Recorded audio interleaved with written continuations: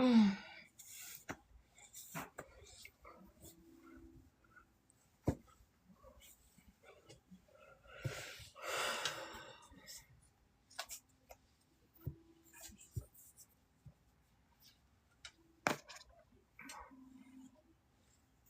me turn on my fan. Cause baby, close this door. Turn on my fan. Oh.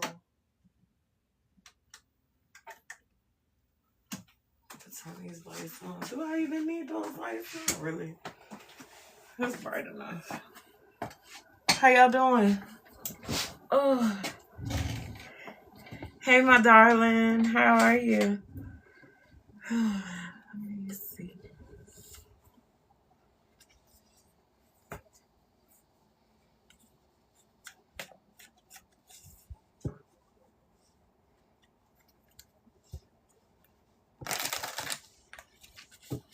Oh, nice. Thank you. Hey there. Welcome in. Ooh, ooh. You number one, huh, girl? Oh. Trying to see what I want to do today.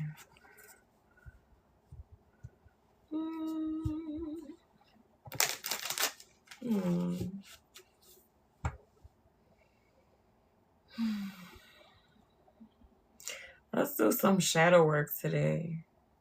Yeah, you can have a random card. I'm about to pull out the Shadow Oracle. Well, it's the Shadow Tarot. And let's do some shadow work. Today feels like a good day.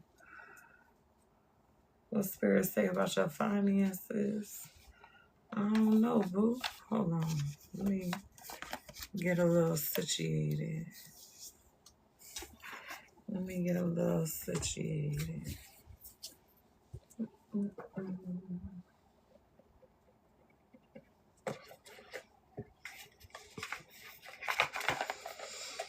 How y'all day going? How is it going? Because, baby, my day has been very interesting. Hey, Aoife. How you doing, girl?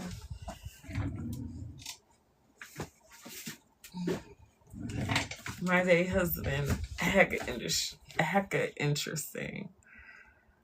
Lazy but good. 11:11. That's what we're going to get into today. The Shadow Seer Tarot.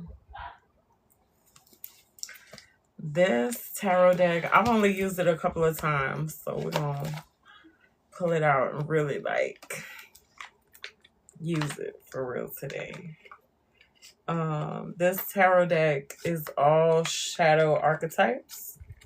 It's like the tarot cards, but all of the archetypes in their shadow form.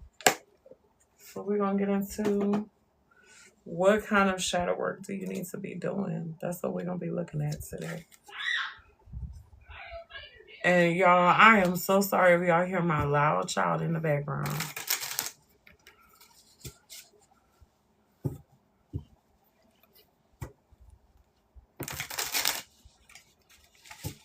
I should put on my mic. Let me see, is my phone charged? Let me put my charger on. Hey, thank you for the heart me. Let's see. Let me put the charger on, you guys. All right. I had too much stuff on my desk, y'all.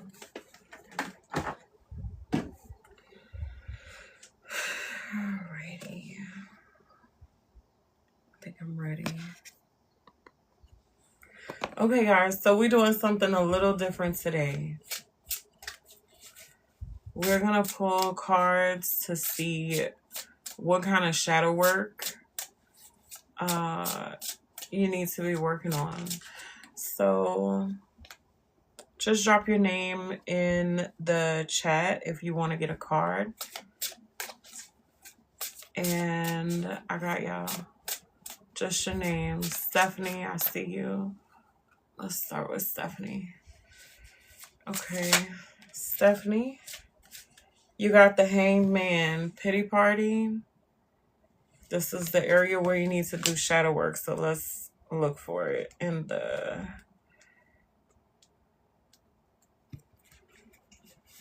What number is the Hanged Man? I don't remember. Here we go.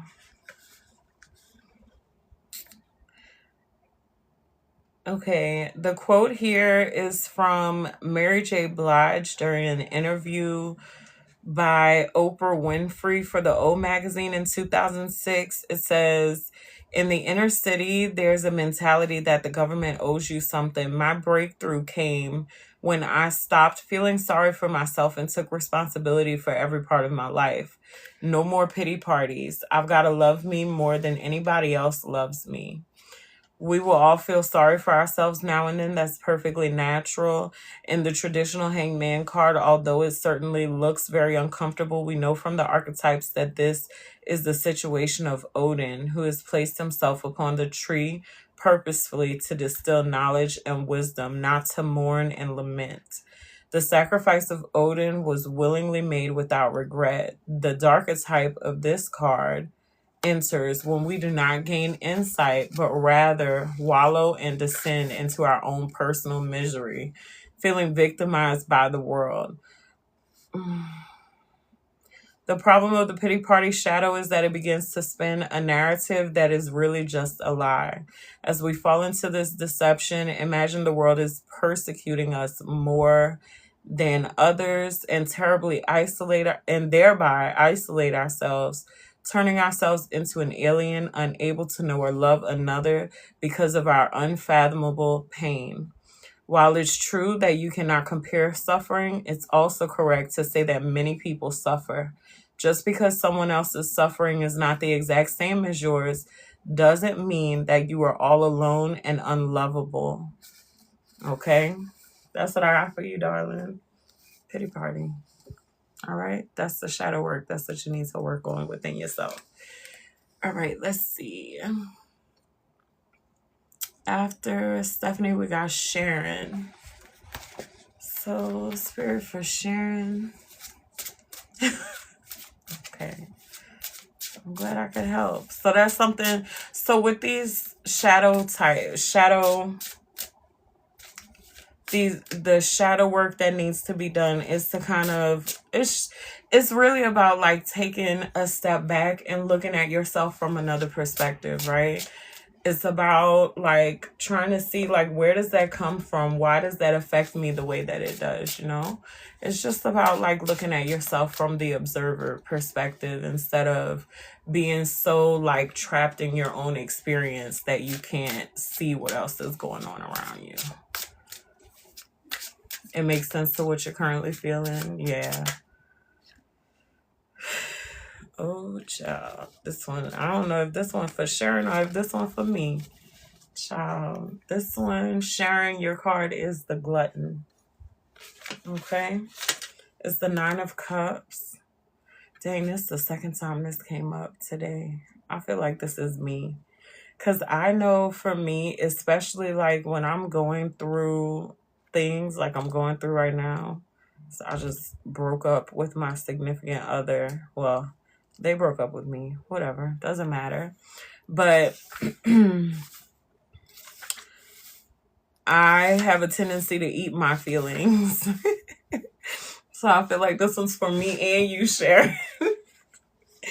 Okay, let's see. It says, this is a quote from Orson Welles. It says, gluttony is not a secret vice. I remember watching Jodorowsky's Dune, a documentary about director Alejandro Jodorowsky's film adaptation of the science fiction novel Dune. He talks about meeting with Orson Welles while he was in full gluttony shadow. Welles agreed to play Baron Harkonnen only if Jodorowsky brought Wells dinner at his favorite Paris restaurant every night during the filming. Rather than have a judgmental view of this, I totally understood. As my birthday card is the Nine of Cups, I too have this ancestor shadow and can certainly relate. My body has gone through many forms, both ends of the dipole. Through my fasting practices, I became rather skeletal, and at one point, I weighed only 110 pounds. Other times, while pregnant, in puberty, and now menopause, my weight has climbed. Sometimes the gluttony shadow can enter us when we confront our morality. Ooh, that's so true. Oh my gosh. We realize that we are only on this earth for a short while and will not be able to eat, drink, and be merry once we lose the physical companion that is our body. Experiencing ego death and releasing vanity can also cause us to seek comfort of gluttony, mostly because who cares? If you lose weight and gain a few extra years, but you lose your enjoyment of your additional time on earth, is it worth it? These things are all relative, and it's hard to say or judge. In my time as an obese child, there was not much awareness around fat shaming, so I was bullied and got into physical fights as people attacked me on the playground because of my weight. In middle school, this is the author of the deck saying this stuff. So when it says I, that's the author of the deck. In middle school, a toxic individual pulled up my shirt to expose my body to everyone between classes. I was mortified, but then I also thought, no, actually, screw you. Finding our way to self-acceptance through the gluttony shadow can be a gift because we are forced to find self-love. The positive end of the Nine of Cups is happiness in ourselves. The negative shadow from that is when we enter into gluttony, it causes self-hate. Okay? Try to focus less on concerns about weight and eating and drinking habits and more on self-love and self-esteem. Whether it is you or someone you know, the shadow of gluttony is rooted in our love for earth. The traditional goddesses were all huge women. They so loved the earth that they went into earth excess. You will be hard-pressed to find a feminine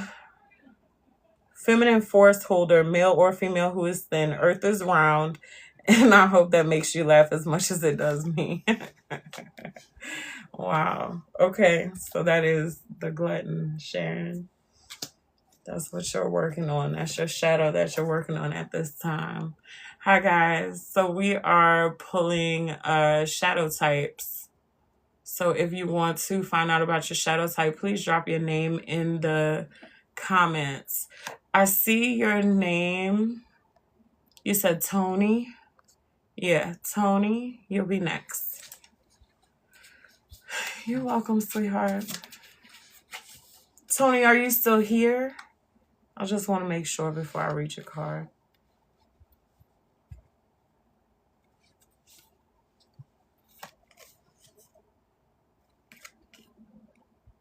Nope. No response. Okay, we're going to move on to Tracy. Hi, Frida. Tracy, the deceiver, the moon. Okay, let's read yours. Excuse me.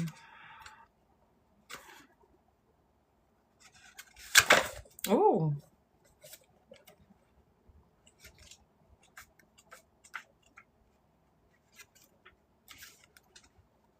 And I feel like too, these may not be necessarily shadows within you.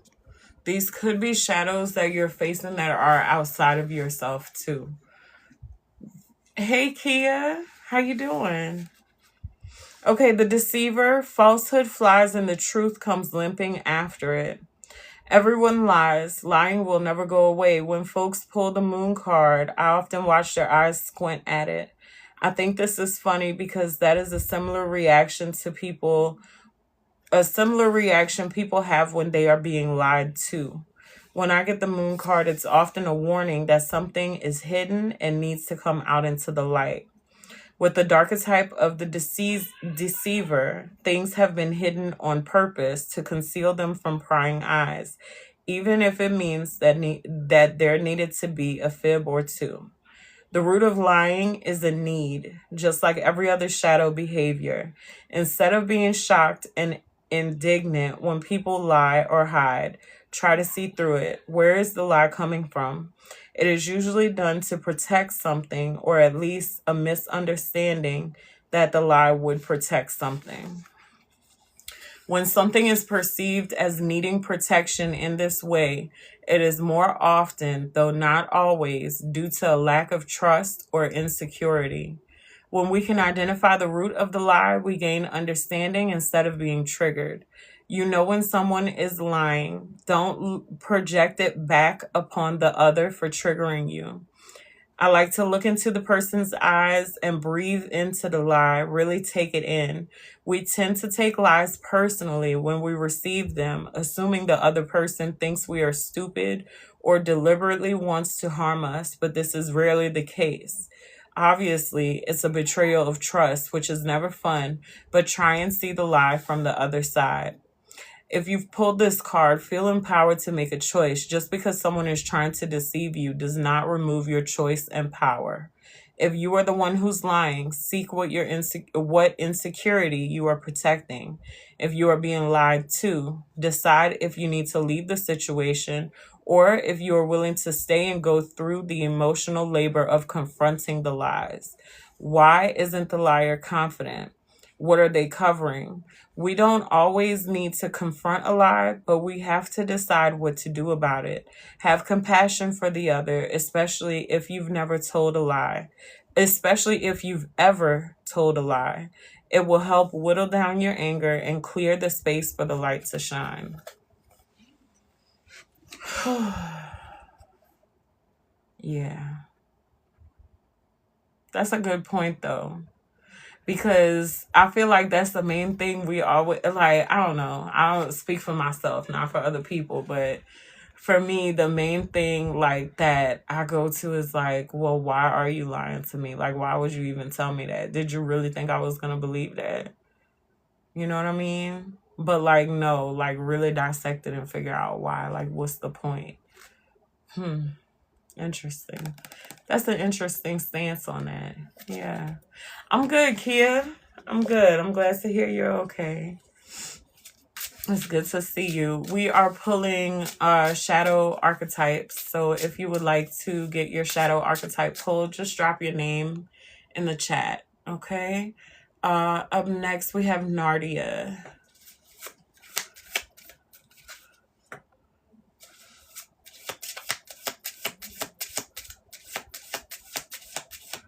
This is either what shadow you're working on currently or what shadow, it didn't flip, so I'm not going to take it. Either what shadow you're working on currently or what shadow you're facing currently, like what you're engaged in spiritual warfare with. Okay? You have the Eight of Cups, Nardia, rumination.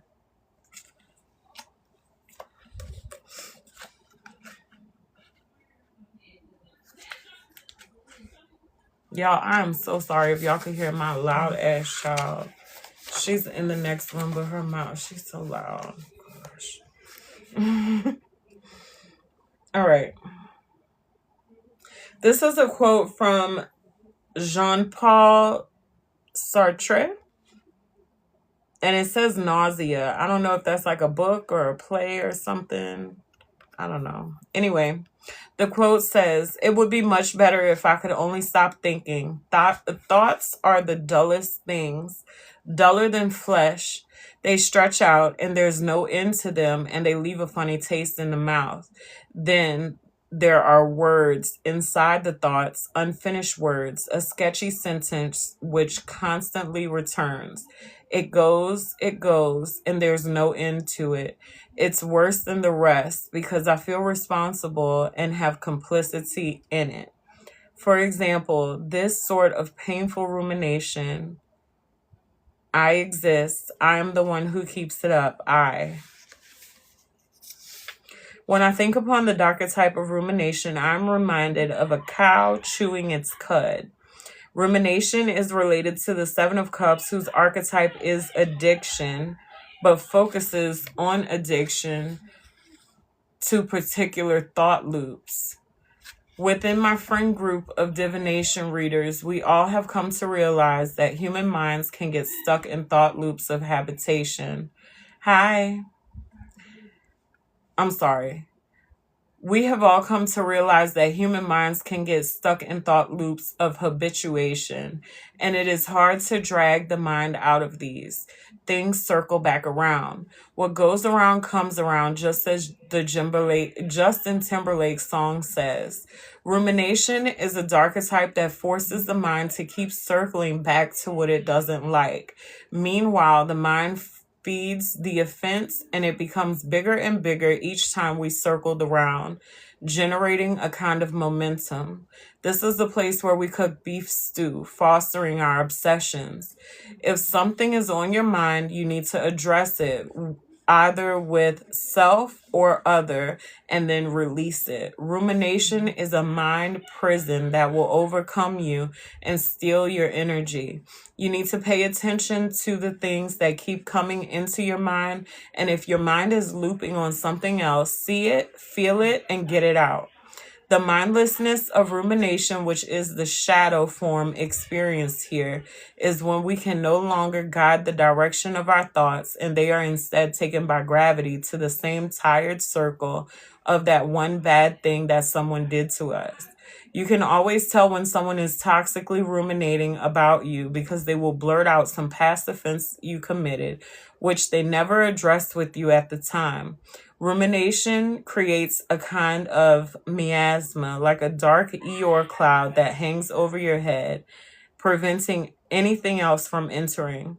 It is a space hog and needs to be cleared by consciously grasping what is bothering you. One of the best ways to determine if you haven't let go of something is to pay attention to what you're ruminating about. If you've drawn this card, first discern if it is you or another who has fallen into this shadow, and then understand that taking action upon the irritant is the way out of rumination. Confront it and deal with it. Either let someone know that they bothered you or come to peace with what happened within yourself by feeling through it and acknowledging you were bothered, and then letting it go and moving forward. Break the cycle of rumination and encourage others to do so as well. That's what I got for you, Nardia. So whatever that is that's been living rent-free in your mind, baby, you got to let it go. Breathe your way through it.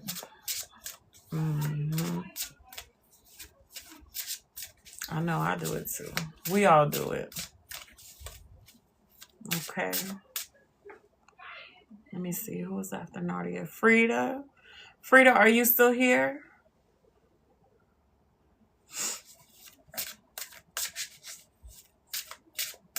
Hi, Angela. I'm not answering questions today. Today we're pulling shadow archetypes from the Shadow Seer Tarot.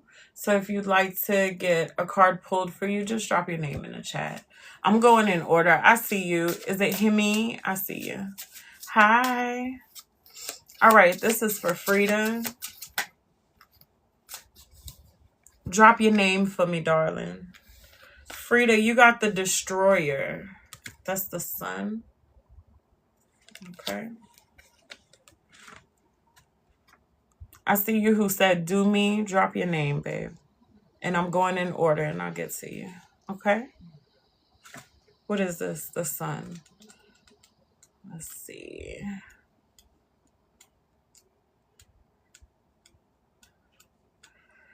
The Chariot, the Lovers. Did I pass it up?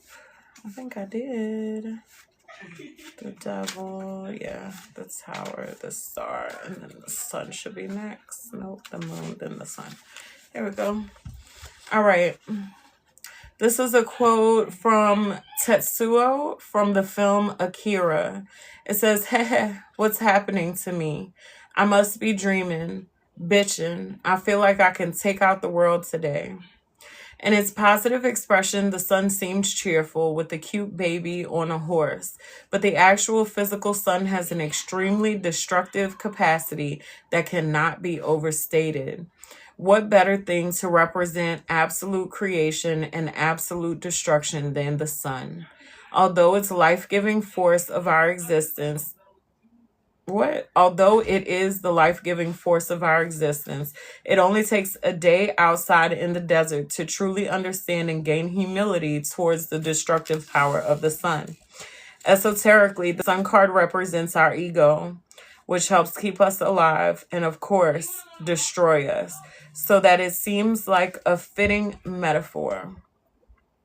This dark archetype of the sun is Abaddon or Apollyon, the angel of the abyss, otherwise known as the destroyer. In this physical reality of dipoles and oppressions, in order to create, we must also destroy. We all wield destructive energy. We all carry the death force. Learn to see your destroyer. What does it need?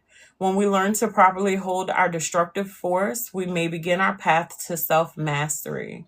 It happens to be my opinion that genius creatives are most likely to be destroyed by their own shadow destroyers because they go too far to the creative end of the dipole, and their shadow destroyer ends up winning the battle. Freud calls this the death instinct, which is as strong and sometimes stronger than the life instinct. We can turn it on ourselves, on others, on earth, but it needs to come out somewhere. Use creative energy to express your destroyer and discover where this dark archetype lives in you. When everything has come round full circle and the cycle has ended, we have come into completion. When the day is done and the destroyer comes out and asks us, "Don't you want to know how the story ends?" The Abaddon within us will cause us to bring something to an end before its time, so that we may come into certainty, so that we can feel power, so that we can wield the power of contemplation and are not controlled by it. Perhaps you had to bear witness to some kind of destruction, and you have a need to creatively digest the shadow form of the destroyer. I recommend that you spend some time exploring healthy ways to do just that. If you have drawn this card, you may be avoiding dealing with the destructive energy of either yourself or another in this situation. See if there is a way to safely express the destroyer. The destroyer needs power, and so will find a way to gain power, even if it's behind your back and with your own hands. Ooh, hey June, how are you? Yeah, that ego is sneaky if you don't pay attention to it. So that's you, darling, the destroyer. All right. For my people just joining, what we're doing is pulling a shadow archetype for everyone. If you'd like to get on the list, please just drop your name in the chat. That was Frida. Up next is Kia. Kia, are you still here? Oh, I see you. You're still here.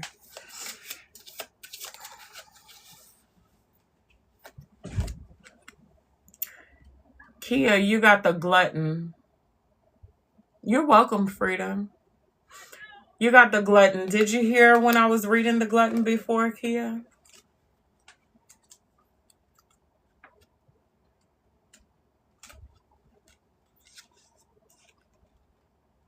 Okay. So the glutton is about, let's see if I can sum it up for you. The quote here for the glutton is from Orson Welles. It says, "Gluttony is not a secret vice." The author here is talking about watching the film Dune and listening to the director talk about Conan only if the director brought Wells dinner at his favorite Paris restaurant every night during the filming. Rather than having a judgmental view of this, the author understood them. Okay, their birthday card is the Nine of Cups, so they too have this shadow and they can relate to it. Their bodies go through different forms, both ends of the dipole. Through my fasting practices, I became rather skeletal. And at one point, I weighed only 110 pounds. Other times, while pregnant, in puberty, and now in menopause, my weight has climbed.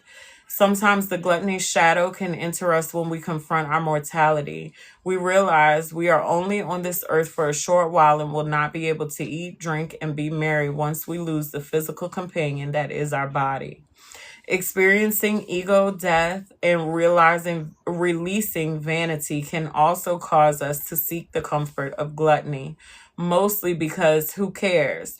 If you lose weight and gain a few extra years, but you lose your enjoyment of the additional time on earth, is it worth it? These things are all relative, and it's hard to say or judge. In times as an obese child, there was not as much awareness around fat shaming. So the author was bullied and got into physical fights because people at school would attack this person because of their weight. In middle school, somebody pulled up the author's shirt to show their body to everyone in between classes. The author says that they were mortified, but then also thought, no, actually, screw you. Finding our way back to self-acceptance through the gluttony shadow can be a gift because we are forced to find self-love. The positive end of the Nine of Cups is happiness in ourselves. The negative shadow form, that is when we enter into gluttony, it causes self-hate. Okay, so when you pull this card, try to focus less on concerns about weight and eating and drinking habits and more on self-love and self-esteem, whether it's you or someone you know. The shadow of gluttony is rooted in our love for the earth. The traditional goddesses were all huge women. They so loved the earth that they went into earth excess. You would be hard pressed to find a feminine force holder, male or female, who is thin.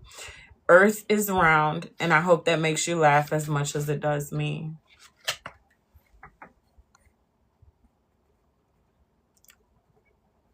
You can screenshot the text. What you mean, babe? You want to screenshot the card? There you go.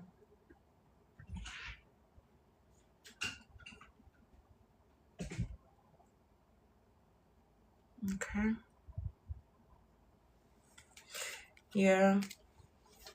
I feel like that's something that we all deal with. I know I do, because, baby, when I get upset, I eat my emotions. I do. I eat my emotions. I love me a good piece of cheesecake, a good piece of chocolate when I'm upset. I'd rather do that than drink, really. I don't really like to drink when I get upset. I know some people do, but that's not my thing, you know? But yeah, you're working on it. Me too, girl. Me too. But I think the whole thing of it is, right, is to just go easy on yourself. Because everybody got vices. You know, some of them are worse than others, you know, but everybody got stuff that we all deal with. So, yeah. Okay, who is next? Let's see. After you, Kia, was Hemi. Hemi, are you still here?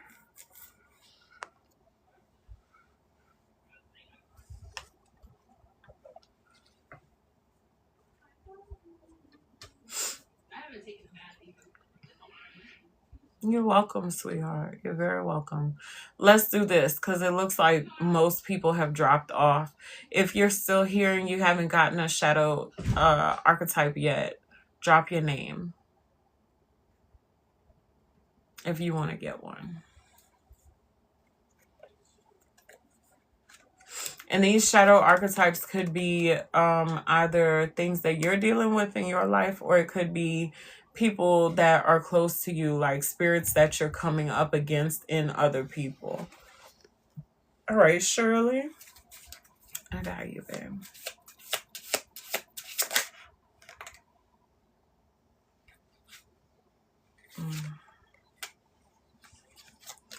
You got the moon, the deceiver. It's funny because the same cards keep coming out. it's just, I guess it just goes to show how the collective be dealing with the same things at the same time.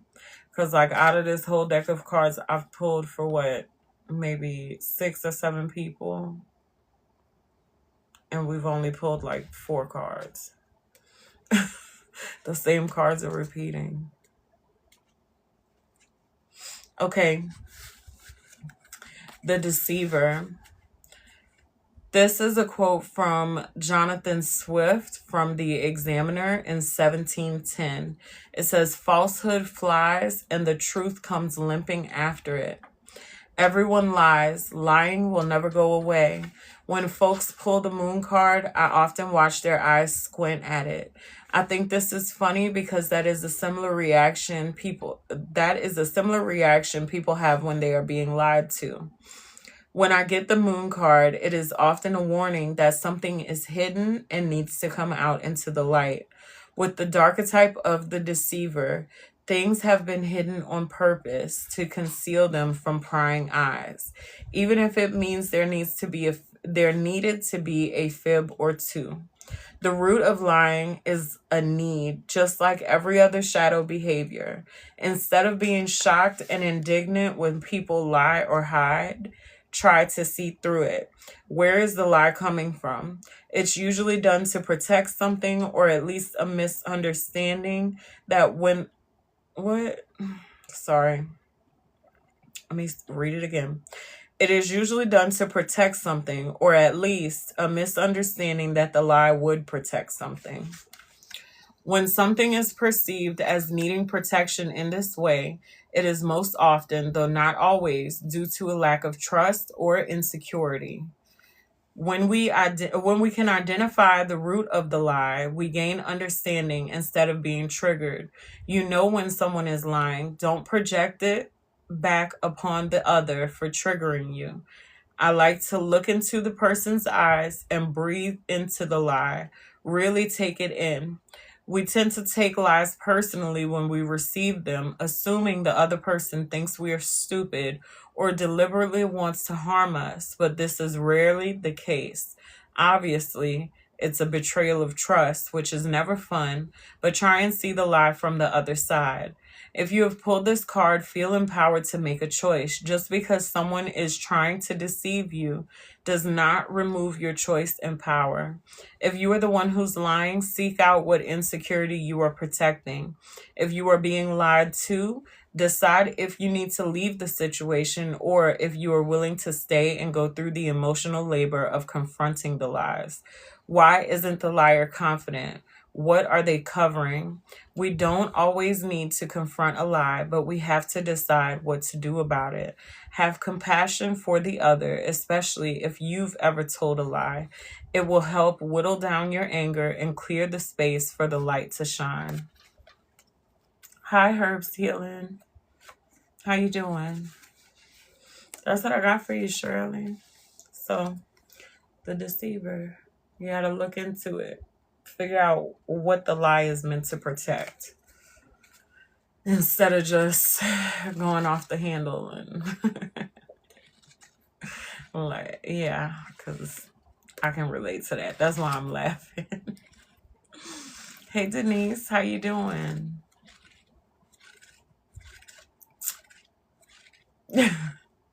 Yeah. Spirit usually is, girl.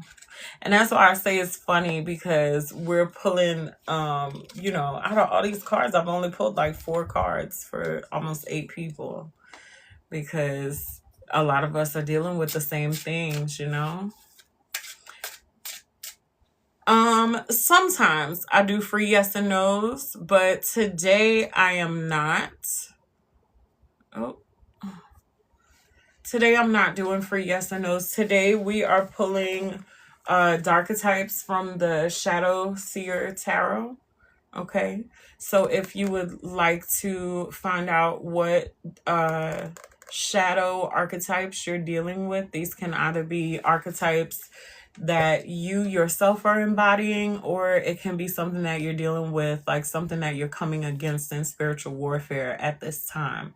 If you would like me to pull one for you, you can just drop your name in the comments.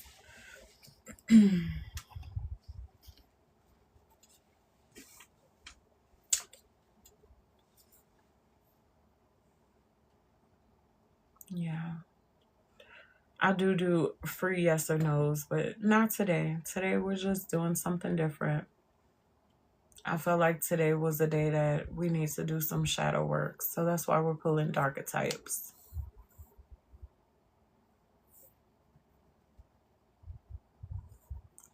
You know, it's funny because I knew that the viewership would be very low today because most people don't want to do the shadow work. They don't want to confront the things within themselves that are less desirable, you know? And that's the reason why these things stay in the shadows for so long. Denise. Okay, Denise, I got you.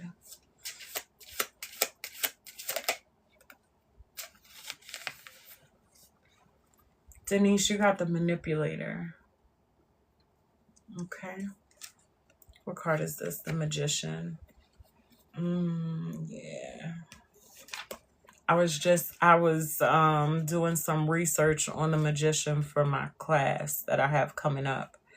And in the class where I'm teaching the tarot, part of what I'm teaching is the reverse meanings of the cards. So the archetypes, basically like this, the archetypes. And in my thing, I had researched it as the trickster, but the manipulator makes sense as well. Okay, so the quote here is from Stephen Jay Gould. This is from The Quack Detector and Erkin in the Storm.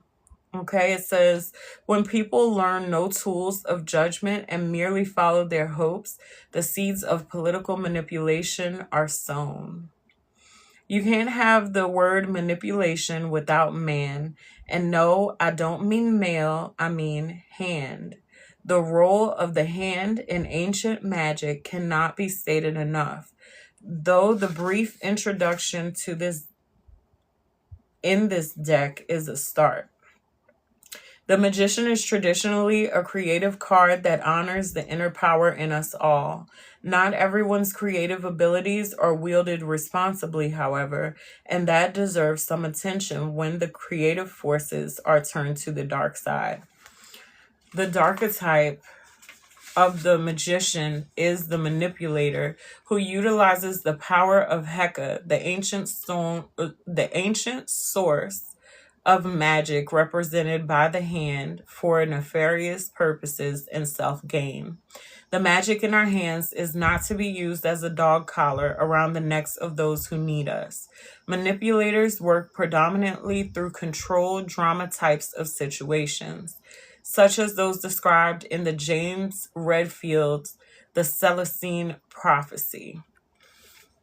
Our physical body is vulnerable to drama because we have emotional responses, which release chemicals inside of our bodies. We constantly encounter a stream of manipulation, if not from each other or social media, then from our environment or from general stress. The world is dangerous. Because of inherent danger and survival, certain people decide to take advantage by goading others into action through threats. This is the hellfire preacher, the codependent who needs your money, the toxic boss attempting to get you to work extra hours by threatening to fire you.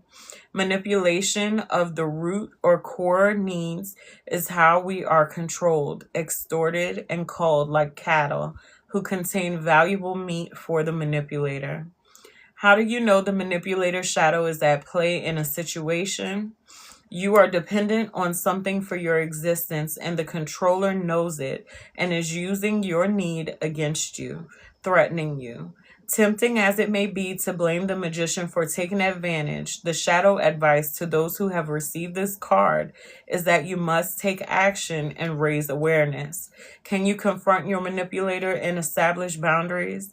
If the offense is not too great or toxic, or the manipulator is a family member, you may be able to work through it. Do you need to come up out of the manipulation?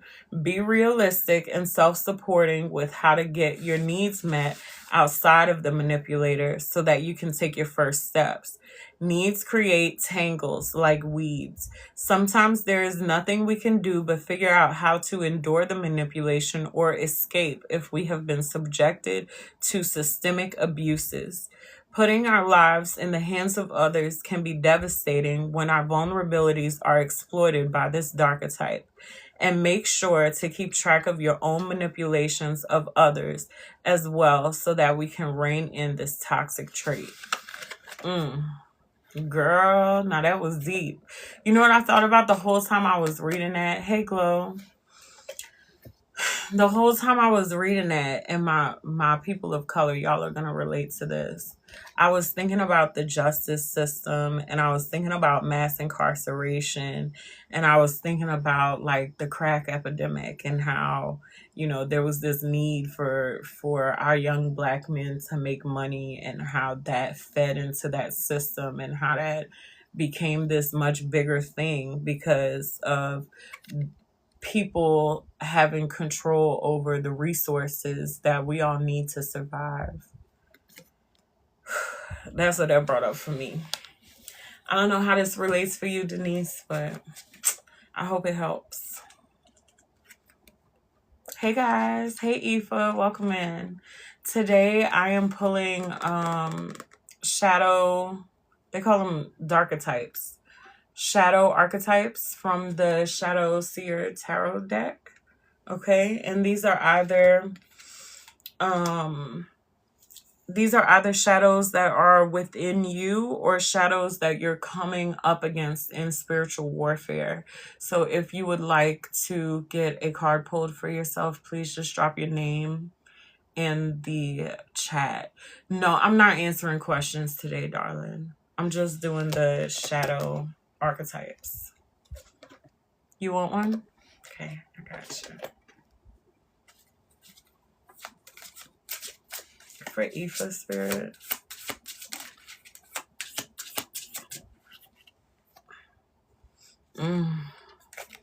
This one I know I struggle with. Impulse. It's a skull that looks like an apple. No problem, honey. Of course. Which one is this? This is Temperance.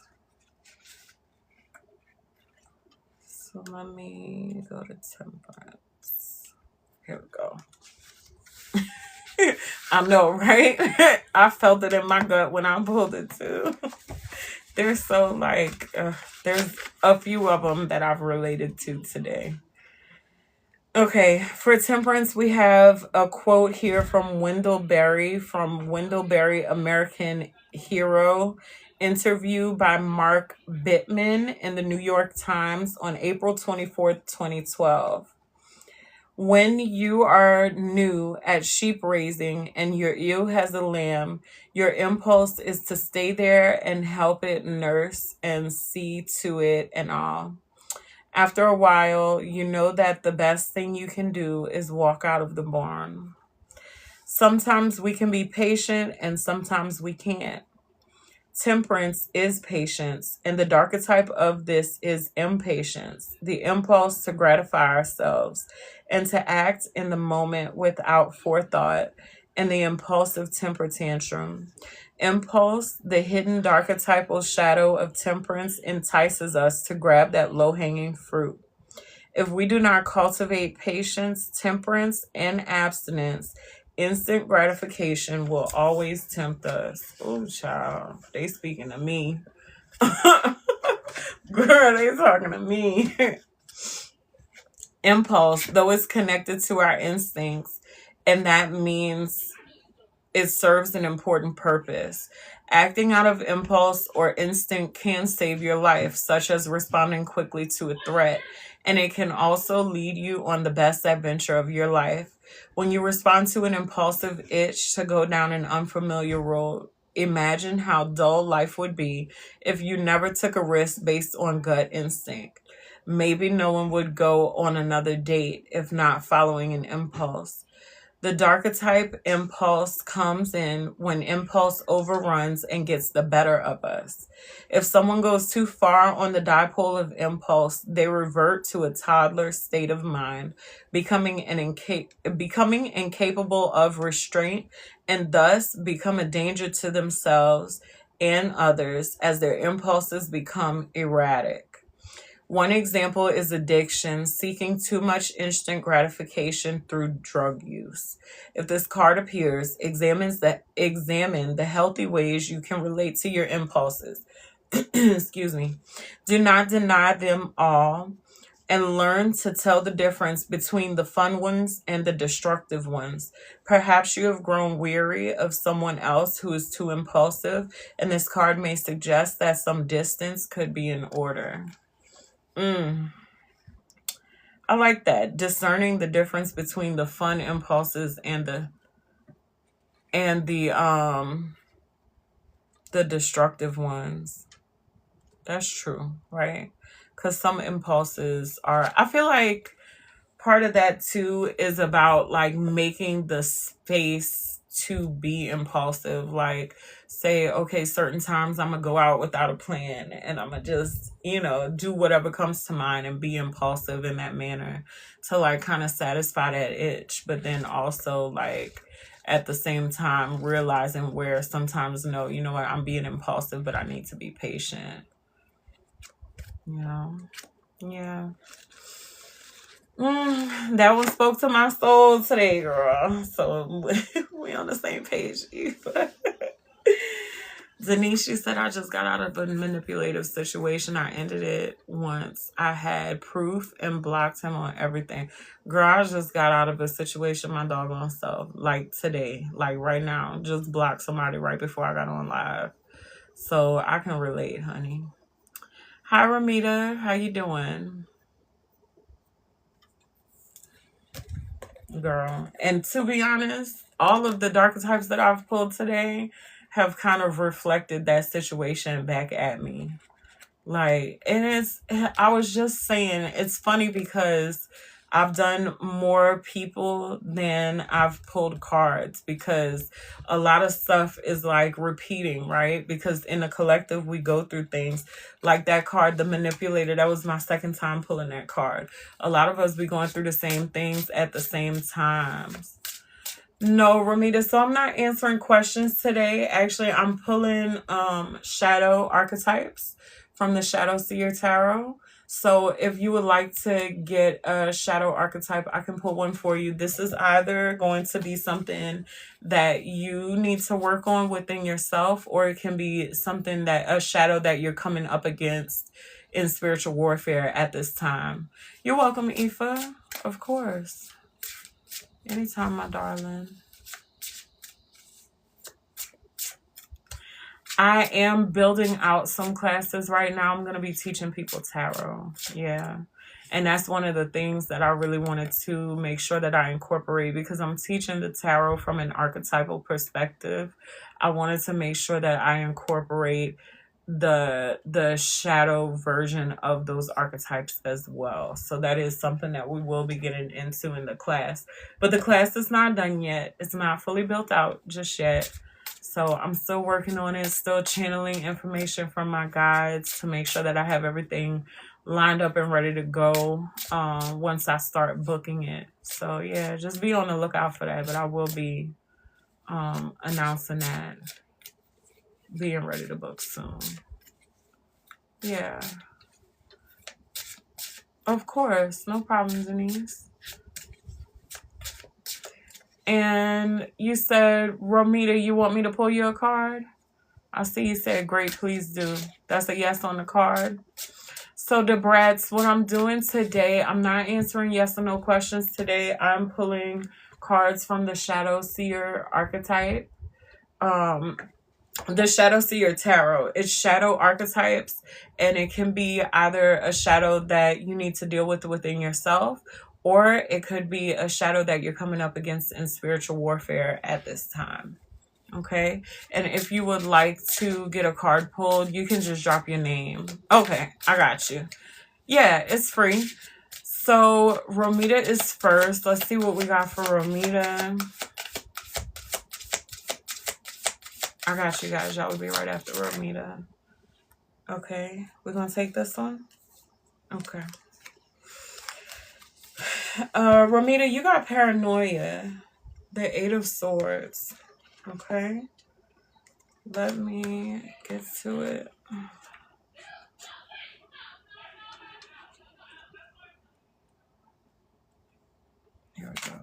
Swords. I'm still getting familiar with this deck, guys. I haven't used this deck a whole lot. All right. This is a quote from Hunter S. Thompson on Fear and Loathing on the Campaign Trail from 1972. There is no such thing as paranoia. Your worst fears can come true at any moment. A lot of people think paranoia is a marker of addiction or mental illness, but it is also a condition rooted in abuse and a shadow behavior.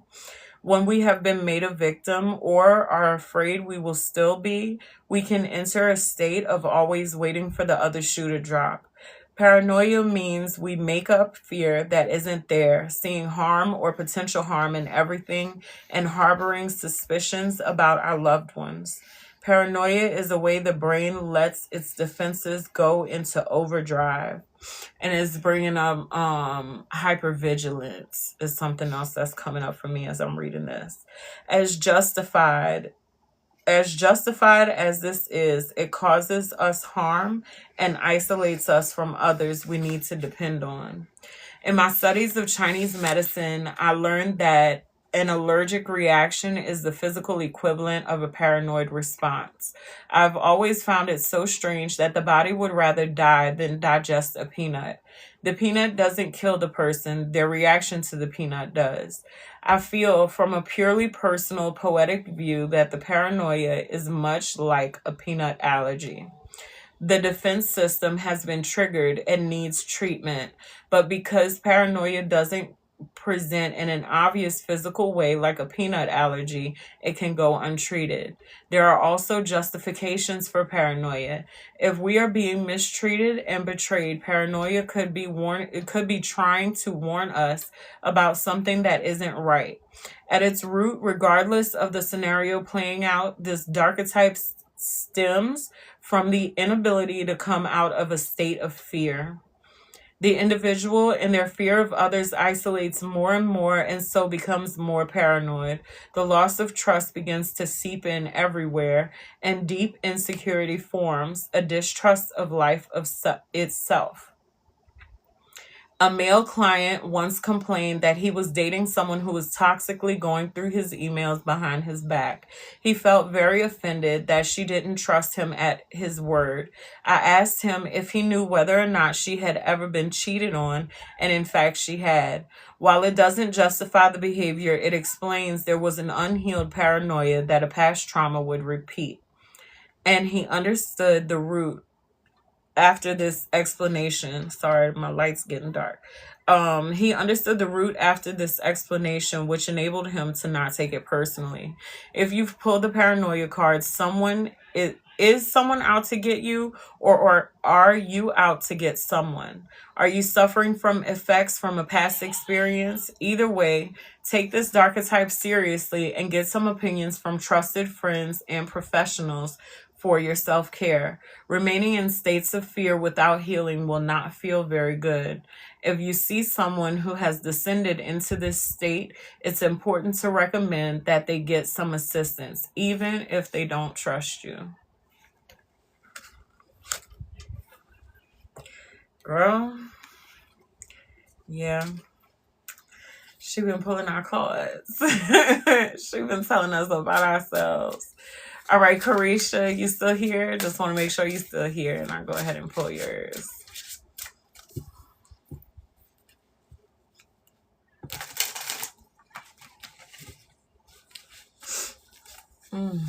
Girl. Trauma response is real. Yeah, you're welcome. You're very welcome, sweetheart. All right, Carisha, I'm going to assume you stepped away. Hagar, are you still here?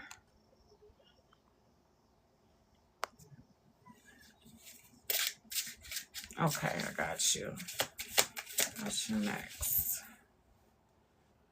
All right, Hagar, you got the parasite. The Five of Pentacles.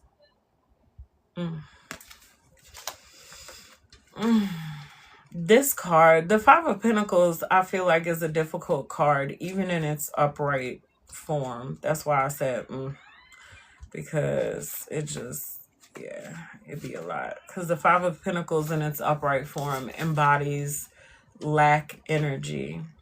So the quote here is from author Schopenhauer from The Wisdom of Life. It says, the brain may be regarded as a kind of parasite of the organism, a pensioner, as it were, who dwells within the body. No one I've ever known has a smile on their face when they draw this card. Doesn't that align with what I was just saying? Oh my gosh. The Five of Pentacles depicts a destitute couple outside in the snow about to enter a church in which they hope to take shelter in their time of need. Poverty has larger causes than the individual.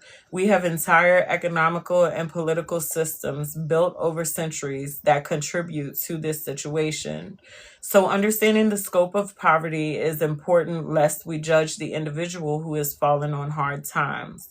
For more times than we can imagine, there have been those who have seen the poor as lazy, as freeloaders and moochers. Being in the position of needing to receive is traditionally thought of as a place of weakness and an utter failure. So it is not accommodated as much as it could be due to such perceptions.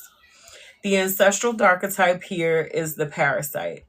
This parasitic energy does not belong to the individual in need. It is found in systems that continue to force humanity into a state of poverty. Excuse me. A system that draws blood from our very souls, that treats people as a resource to be exploited, is the parasite. Folks that the system decides are useless and a drain on resources are thrown out of the group and abandoned rather than cared for and nourished. When there are people who are not fed, housed, and clothed, some parasite is stealing these resources for its own gain. I ain't gonna say what's coming to my mind right now because it made me think about a very specific person. We all need a helping hand sometimes. It's rare to escape it entirely unless we are very privileged. There could be no greater blessing than a friend in need. Unfortunately, friends and family who could usually provide help may be lacking resources, harmed by the system. Individuals who have been parasitized can become a burden on loved ones who don't take care of their parasitized relatives, parasitized relatives, and are often forced to eject them. This creates cycles of guilt and shame for both the ones experiencing need and the loved ones who cannot provide. The governing system was supposedly constructed by communities to provide safety nets, care, and accommodation for those falling through the cracks, but corruption and the shadow form of the parasite is destroying this important function. For example, as I complete writing this, an investigation is underway of the public officials in Los Angeles who were in charge of the money that was meant to solve the homeless problem. They are suspected of fraud and corruption. If you have pulled this card, consider your community systems to accommodate the fallen and try to rein in judgment of those who have found themselves in need. Examine parasitic systems and try to exit as many of them as you can. I will make a controversial suggestion here and advise exiting banks in favor of joining community credit unions, supporting local businesses, and developing relationships with community resources, and making attempts to dilute your resources wherever possible. Interesting. Unable to verify. Hold on, guys. We got a puzzle piece. It was a doggy on some water. I don't know. That might be a synchronicity for somebody.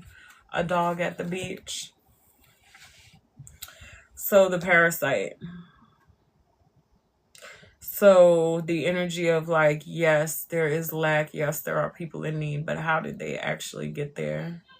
And what can we do to really support people, right? Because Are we supporting people by like giving them the things that they need? Like, yes, that's an immediate need, right? But more so than supporting them in that way, like how can we support them by addressing the systems that have caused them to be in the situations that they're in? So I don't know, Hager, it sounds like you could be in a position where you are able to help someone who really needs it. A lot of people who really need it. So I hope that helps. I hope that helps. They're texting me. They're texting me. Mm.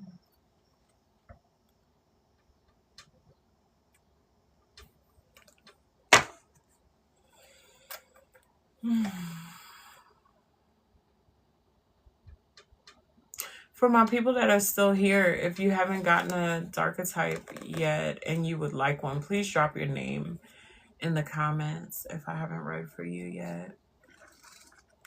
Hey Elizabeth, thank you for joining. I saw your messages. I've been on here. We are not answering yes or no questions today. We're actually pulling archetypes from the Shadow Seer Tarot. And these could be archetypes that either you are dealing with within yourself that needs shadow work, or it can be things that you are coming up against in spiritual warfare at this time. So if anybody's here who didn't get a card pulled yet, please just drop your name in the chat if you'd like to get one. You said he's here? Your date? Is he there? Is he picking you up? Whoa, that's so cute. So cute.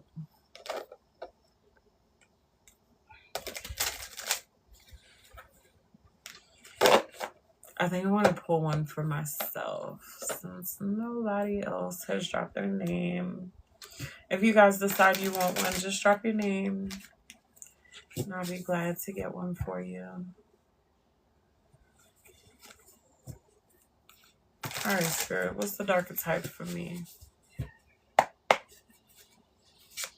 Oh, thank you.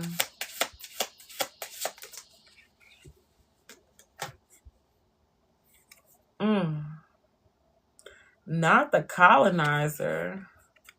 You want one, Elizabeth? This is mine. I'll put mine to the side. Let me pull yours real quick because I know you got to go. For Elizabeth's Spirit.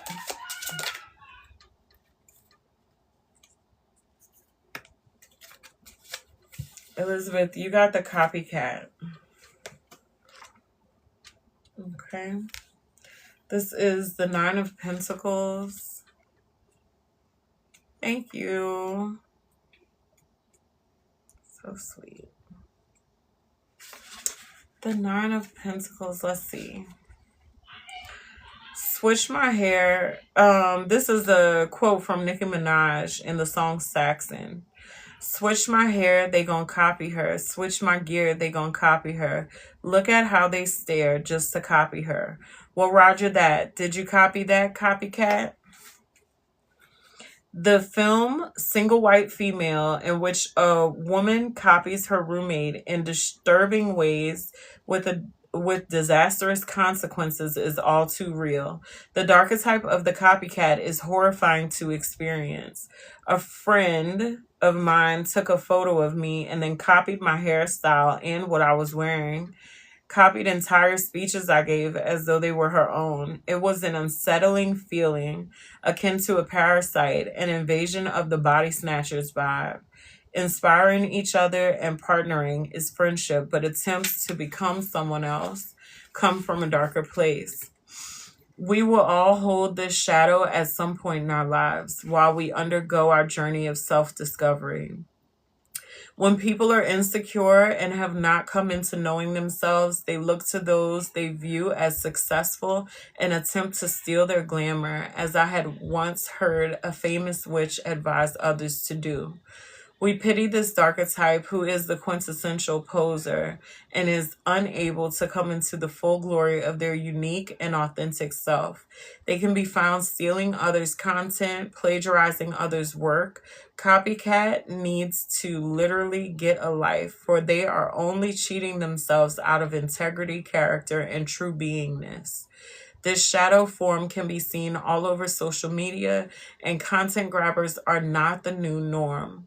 Understanding intellectual property law can assist us to combat such behavior, but also know that these content grabbers are only harming themselves by relinquishing their own creative spirit. The wolf in sheep's clothing takes many forms, and one of them is someone who steals your skin and wears it like a suit to parade around in. When you pull this card, root into your own authenticity and ensure you are following your true path, not the path of another. If you're dealing with a copycat, do not permit them to call you a gatekeeper for defending and protecting yourself from mirroring your every move. Yes, humans mirror each other. It's unavoidable. But to think it's okay just to assume someone else's identity is sociopathic, and the copycat's awareness needs to be raised. If you see others falling for this shadow form, help them return to their own center, their own self, for that is where gold can be found. Let me see. Is there more? No, that was it. He called you from the car. He told you to come outside. Girl. Elizabeth said, oh, hell no. Well, it's a modern approach, right? I don't know. He probably should have knocked on the door. Hey, Queenie. How you doing? We are pulling shadow archetypes from the Shadow Seer Tarot. If you're here and I haven't pulled one for you yet and you would like to get one, just drop your name in the chat. These can either be shadows that you need to work on within yourself, or it can be shadows that you are coming up against in spiritual warfare at this time. Okay, I pulled one for myself. It was the Two of Wands, which is the colonizer. So let's see what that's about. And if you want to get one, just drop your name.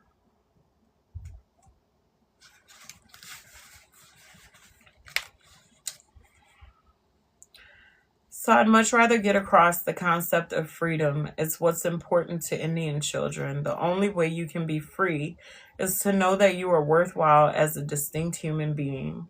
Otherwise, you become what the colonizers have designed, and that is a lemming. Get in line, punch all the right keys, and die. Ooh. That was from a quote from Russell Means, who was interviewed by Linda Brookover in The Existential Indian in 1996. Hey, Mercy. I'm not answering yes or no questions today. I'm pulling shadow archetypes from the Shadow Seer Tarot. If you would like to get one pulled, I can pull one for you. Just drop your name. It can be either shadows that you yourself need to work on, or it can be shadows that you're coming against at this time. Hey, Lisa. How you doing, girl? This one that I'm reading right now is called The Colonizer. In the Rider-Waite deck, I always thought this card looked like Christopher Columbus, one of the most notorious colonizers in history, but that's just the story we are told. Many folks came to America, including the Vikings, so always be aware. Much better? That's awesome. I'm so glad to hear that. So always be aware that one of the most powerful tools of colonization is to record incorrect histories. When one culture has money and resources, from the nations they have conquered, the most insidious thing they do is to alter the course of memory, ancestry, and history by eradicating both sides of the story and making up fairy tales about their own conquests at the expense of entire races and group of people whom they bully. It is impossible for me to see or imagine the word colonizer without the images of insects appearing in my mind. It makes the skin crawl. Hours spent as a child watching nature shows call to mind predatory wasps who invade bee colonies, steal the bees' honey, and kill and eat the workers' larvae and eggs. Colonization is a natural shadow form, just like all of them, and most cultures have participated in some form of it. Intertribal colonization is the dream of all patriarchs who seek to unite the many under their rule. The grass is always greener on the other side, and the shadow form of the colonizer is not only greedy, lazy, and narcissistic, it is also escapist and prefers not to heal or fix itself. It attempts to keep moving so that it doesn't have to face the consequences of thrashing the place it has invaded. Whole species in nature have learned to survive by invading, overwhelming, and enslaving other species in order to benefit from the hard work their victims have already done. Building a hive or a nest or gathering food, it is a tale as old as time. When this card is drawn, we can spend time viewing honestly the toxic carnage this shadow form causes. Have we been colonized? And are others around us also suffering from the results of this behavior? How can you encourage more equity and balance? How can we, as human beings, promote healthy healing from the effects of irresponsible colonizers who thought they could forever keep moving from one spot to the next, using up all the resources from animal products to timber to land to humans? Give some energy to sustainability when the shadow form shows up and support those ravaged by colonization. Mm. Mm. Hmm.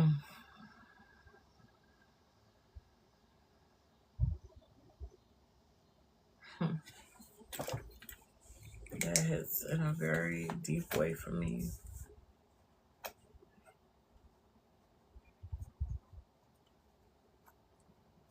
That's crazy. It's not crazy. It's spirit. Spirit be knowing exactly right on time. Does anybody else want to get a shadow seer archetype? A shadow archetype?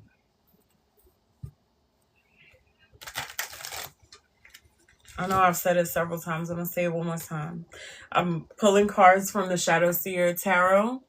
And these can be either shadow archetypes that you are needing to face and do shadow work on within yourself, or it can be shadows that you are coming up against in spiritual warfare at this time. Lisa, you want one? For Lisa, Spirit. Ooh. Ooh. It's the curse. All right, this is the Wheel of Fortune. I'm sorry, I just got this imagery just gave me some grossness. Hi, Mr. Asenso. Sorry if I said it wrong.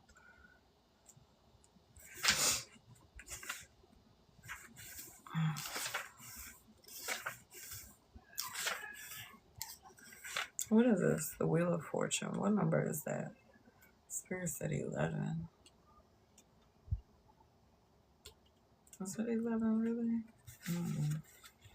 Okay. Sometimes it is better to light a flamethrower than to curse the darkness. That's a quote from Terry Pratchett, Men at Arms. All right. So being a witch means everyone calls you on Halloween and they want to talk to you about curses. Would you curse so-and-so for me? Could you hex my ex? Though many famous witches choose to hex and curse, it just isn't my bag. That said, there are certainly plenty of curses we all have to navigate. Just ask. I'm sorry. Just ask about my experience with menopause. It's getting dark in here. It's getting harder for me to read. The word curse comes from the French word carouse, which means anger, which seems most appropriate. Maybe this will resonate and maybe it won't, but I personally feel that if we can all learn better ways to hold space for our anger, we could end the curses we set upon one another and the world. If we can raise awareness to this archetype, grow and evolve to understand that we have anger and will curse each other, we can develop a healthier relationship with the anger and include it lovingly in our human family of behaviors, teaching it how to express itself. We all experience justified anger, and so we must see how it is wielded for retribution, retaliation, and recompense, and how it can impulsively drive us when the chips are down. Here we find the meaning of sin I mentioned earlier, which is the behaviors that causes conflict and strife. We've all been in situations where someone is angry at us for doing something we didn't do, or we find ourselves angry at someone who, as it turns out, did nothing to offend. It's a shame someone undeserving should receive offensive anger, but it's important for us to understand how this happens and acknowledge that the anger comes from somewhere. Someone in their history probably sinned against them enough to incite their anger and even hatred. Time to start getting savvy about what drives our interpersonal curses. And then we can begin to look at curses of families, of nations, of entities, and of nature itself. If this card shows up and you think you are cursed, I promise you it's bigger than you. Learn about this archetype to see the breadth and scope of the curse for humans and investigate where this shadow is hiding for you. If you do feel there is a real curse upon you, there are quite a lot of volumes of antidotes in witchy literature. So, the curse, all right? Think about where the anger comes from, what it means. I'm not answering questions today. Today I'm actually pulling shadow archetypes from the Shadow Seer Tarot. Okay, these could be shadows that either you need to work on within yourself, or it could be a shadow that you're coming up against in spiritual warfare at this time. If you would like to get a card pulled specifically for you, you can drop your name in the chat and I'll be glad to pull one for you. I'm going to step away for just a second, guys, and grab a bottle of water. Just give me 1 second. If you want to get a card pulled, go ahead and drop your name.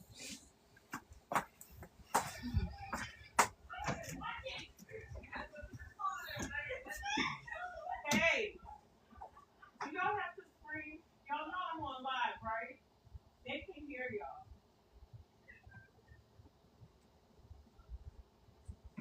Y'all getting too old to be acting like little children, man.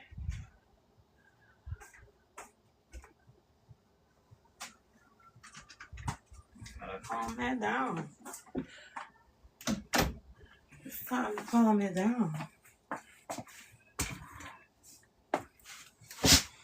I'm bad.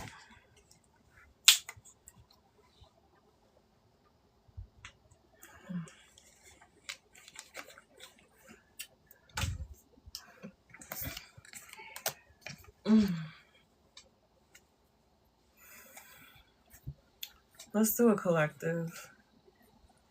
I'm gonna set these to the side because these are, it's heavy. I ain't gonna lie. It's heavy energy. Let's do a collective. Let's see what's going on in the collective energy. I just got a new deck today, and I'm very excited to use it. So let's bust that out. That was a lot, Spirit. Thank you for making us aware of our shadows and the shadows that we're confronting at this time.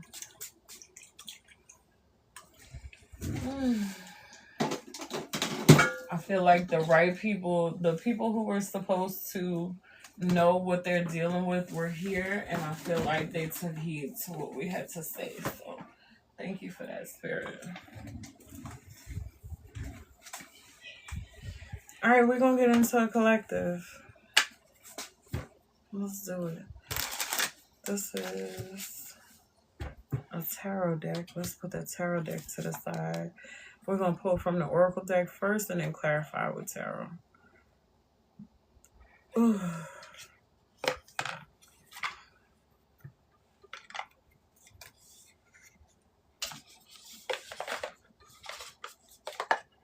This is a new deck I just got. It's called Dreamy Home Oracle deck. Okay. What does it say? This Oracle deck provides guidance for any question or situation. Inspired by dreamy pink houses, its tender colors delight the heart, eyes, fostering an aesthetic connection for inspiration. Okay. It's a really pretty deck. Oh, okay. What's going on in the collective, Spirit? Yeah, give me 2 more. Okay. So the first card we got is Cat.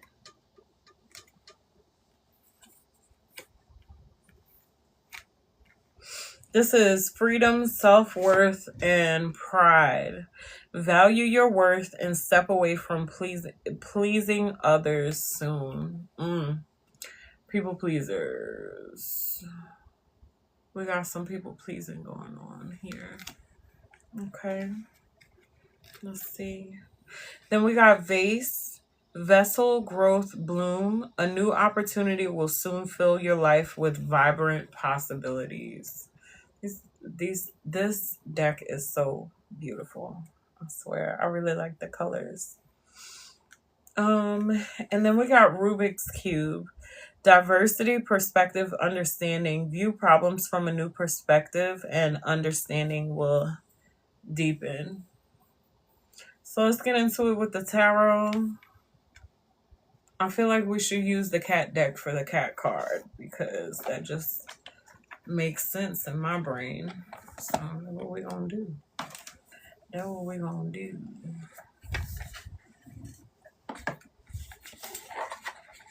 All right. So, freedom, self-worth, pride. Value your worth and step away from pleasing others. So, people pleasing. Oh, you're welcome.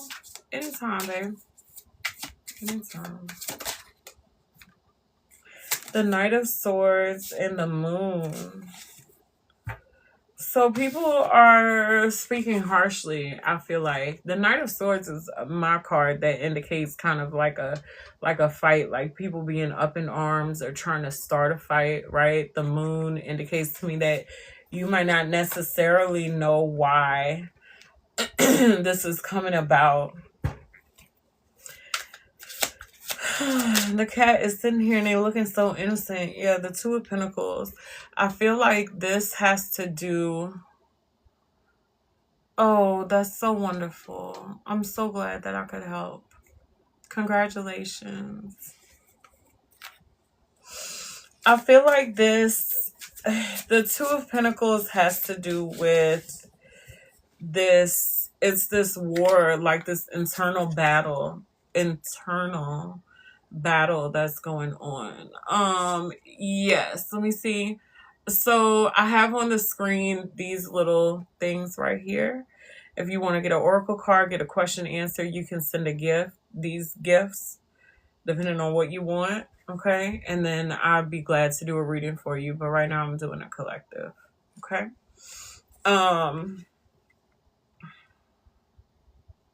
Yeah. It's giving this energy of like, what did I do? Like, why is this person acting like this towards me? What did I do? How? Why? What? Like, this cat is just giving me innocent, like, almost taken aback. Like, what? Why they acting like that? I didn't even, you know? It's like you've been trying so hard to make sure that this person is satisfied that all of a sudden, yeah, exactly.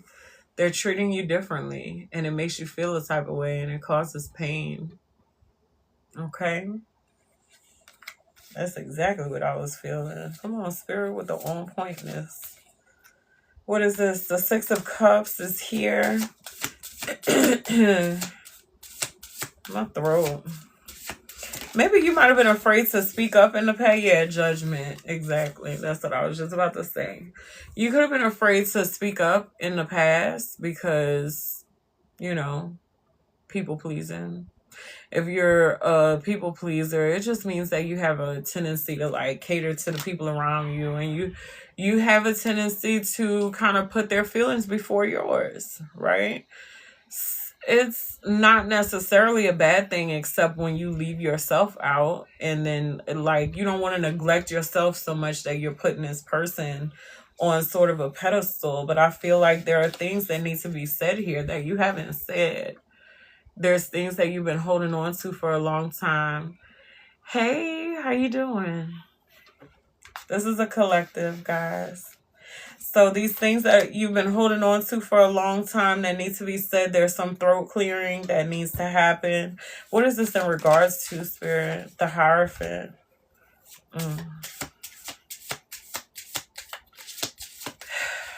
Clarify.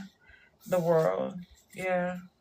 Somebody kind of has this feeling like they almost know everything. Like they know how things are supposed to go. They know what's right and what's wrong. And they could like tell you when you're right about things, when you're wrong about things. They could be indoctrinated by religion and feel like you need to follow the religion as well. Is something that's coming up here with the Hierophant as well.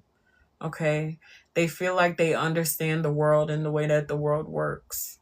And they feel like you don't, apparently. But I feel like they're wrong about that. This person is actually sleepwalking. They think they know how the world works, but they don't have a good grasp on it. I feel like this person's probably a Christian, honestly, because I feel like Christians are the people who do that the most. They think that, you know, they understand everything about the way that the world works, and they don't really understand it at all. But then it comes back to you because it's like this person has had some sort of big reaction to something that you said or did, and it wasn't even that deep. What else can we know about this? Yeah. Death. There's an ending here. What's the ending? The Nine of Cups. Ending to a wish fulfillment. Ending to gluttony. The Lovers. It's an ending to being so like this person's very self-indulgent. They're no longer allowed to be so self-indulgent. I feel like this is once you speak up, once you clear that throat chakra and actually say what you have to say, it causes this like they can no longer act like they're unaware of the impact that they have on people. But you've been busy like trying to make sure that this person, you know, is accommodated, or that they feel very what's the word? That they feel considered, but they haven't been considering you.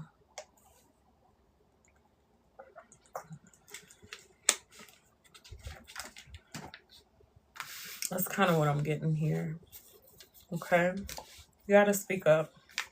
Speak your truth. Tell them what they're wrong about. Tell them what to get off at. Yeah, that's justice. Exactly.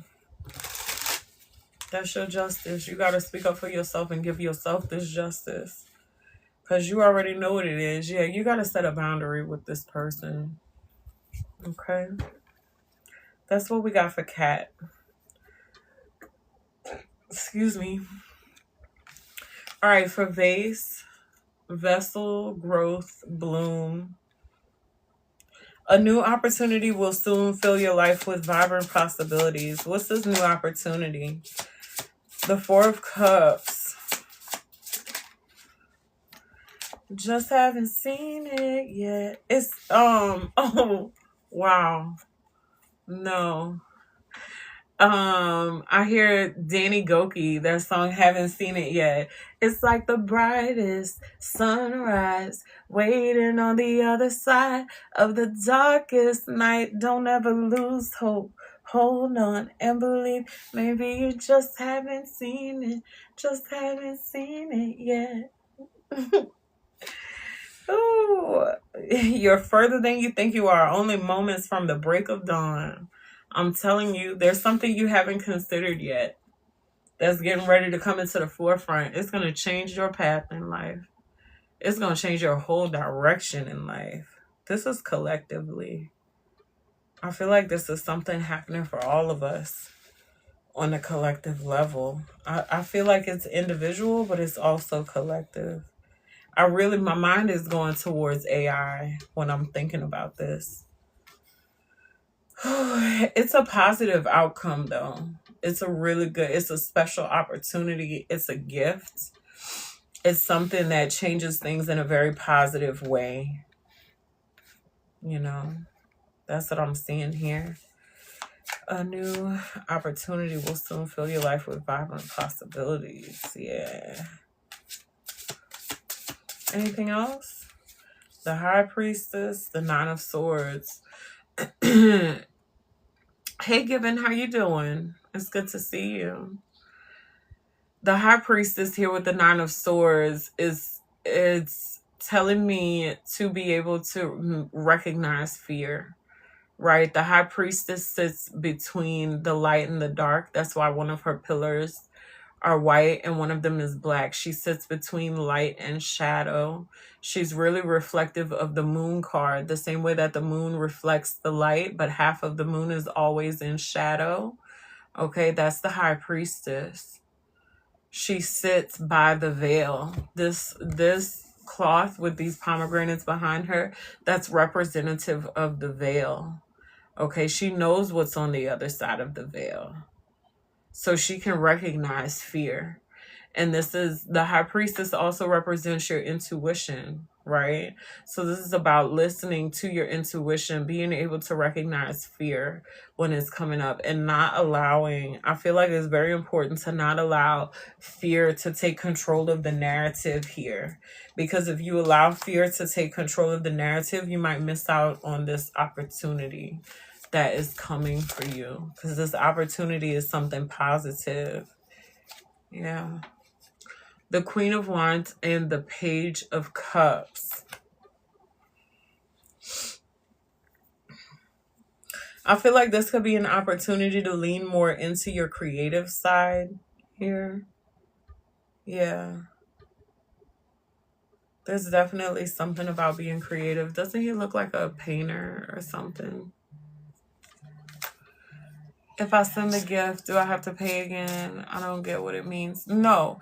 If you send the gift, if you want to get an oracle card pulled, you send a hand heart. And if you want to get a question answered, you can send that crystal, the crown. No, you don't have to pay again. Now, if you want a personal reading offline, you can go to the link in my bio and book with me. And I can either do a reading where you send your questions and then I record it and send it to you, and then you have that YouTube link forever so that you can go back to it if you need to. And it's a private YouTube link to the video. Or you can book a phone call with me and we can do a 30-minute phone call. And oracle cards. So oracle cards, tarot follow the structure of the tarot. So they have the minor arcana and the major arcana. So it's like, you know, the sun, the moon, the star, the magician, you know, the Five of Cups, Nine of Cups, whatever. That's tarot. Oracle are cards that are centered around any topic. So they can be like this deck here. I have angel numbers. That's an oracle card. I have dreamy home fortune reading. This is another set of oracle cards. But if you purchase an oracle card pull with me, I pull it from the Akashic, where is it? The Akashic Truth Oracle card deck. This deck is very, very good. It's always on point. Okay, so if you get one, you'll get a card from here. And it will, you know, read into it a little deeper if need be. If not, they're usually pretty self-explanatory. They're very straightforward. So,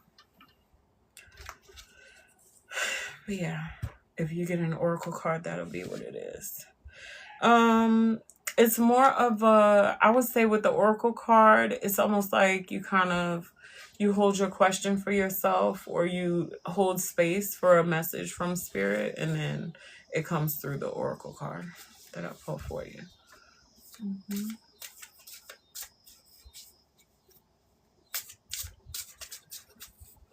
All right. But yeah, this gift I do feel like is coming along with a form of creativity here. There's a form of self-expression. I feel like that's happening here with this Queen of Wands and the Page of Cups. Okay.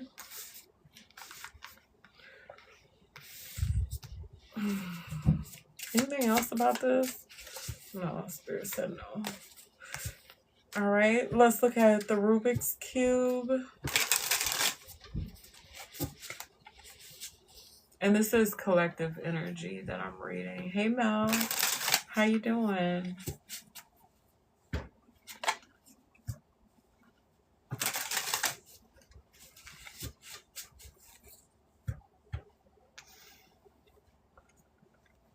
All right, Rubik's Cube. Diversity, perspective, understanding.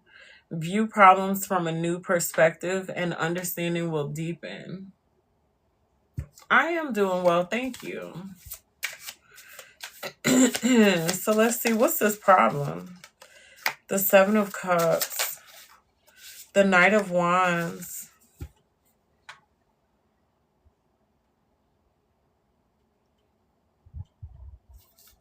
I feel like somebody's trying to pull a fast one on you.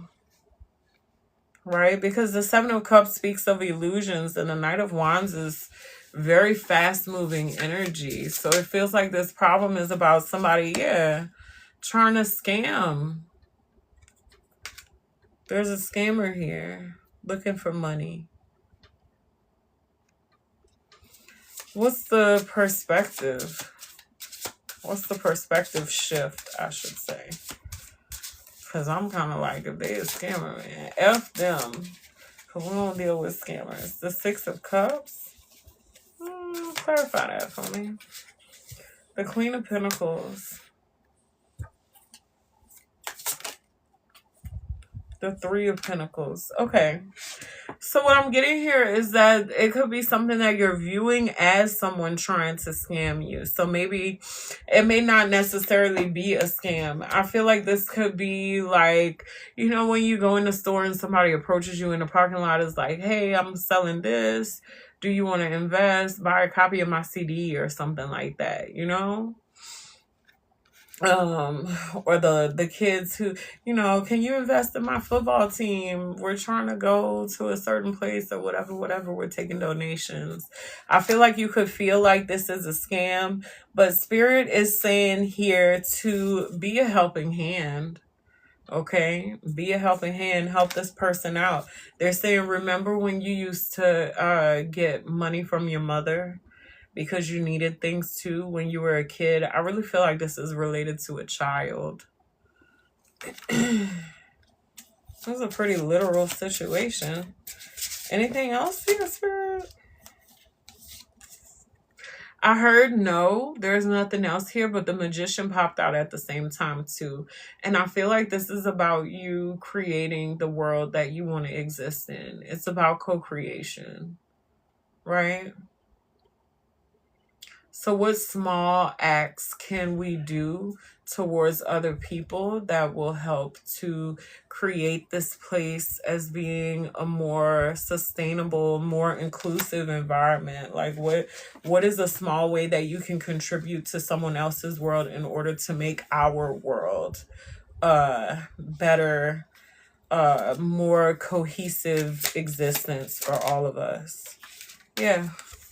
Whatever you come up with, go do it. Go do it.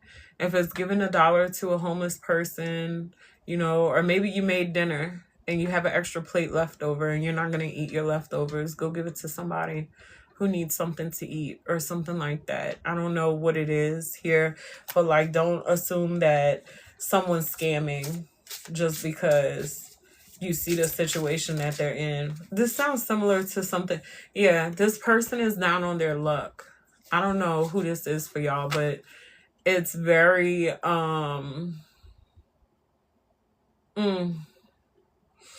it's what am I trying to say? I don't know the word. It really is about a perspective shift. It's about looking at this from a different stance. It's not that they're trying to take advantage, but that they've been taking advantage of themselves. Yeah, Spirit's saying to act out of love here. How do you make the world a more loving place? You act out of love. Yeah. Pay your kindness forward. That's what I just heard. All right.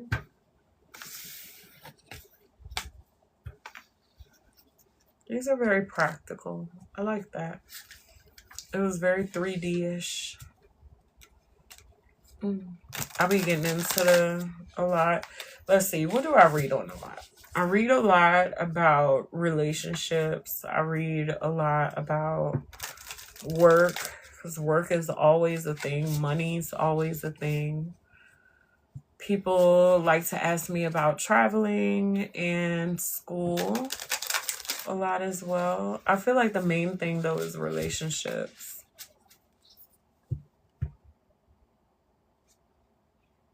Oh, thank you, Mel. Do you have a question you want to get answered?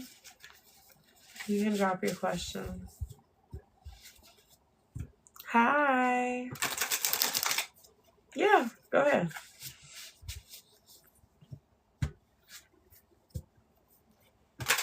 I'm gonna drink water while I wait for your question.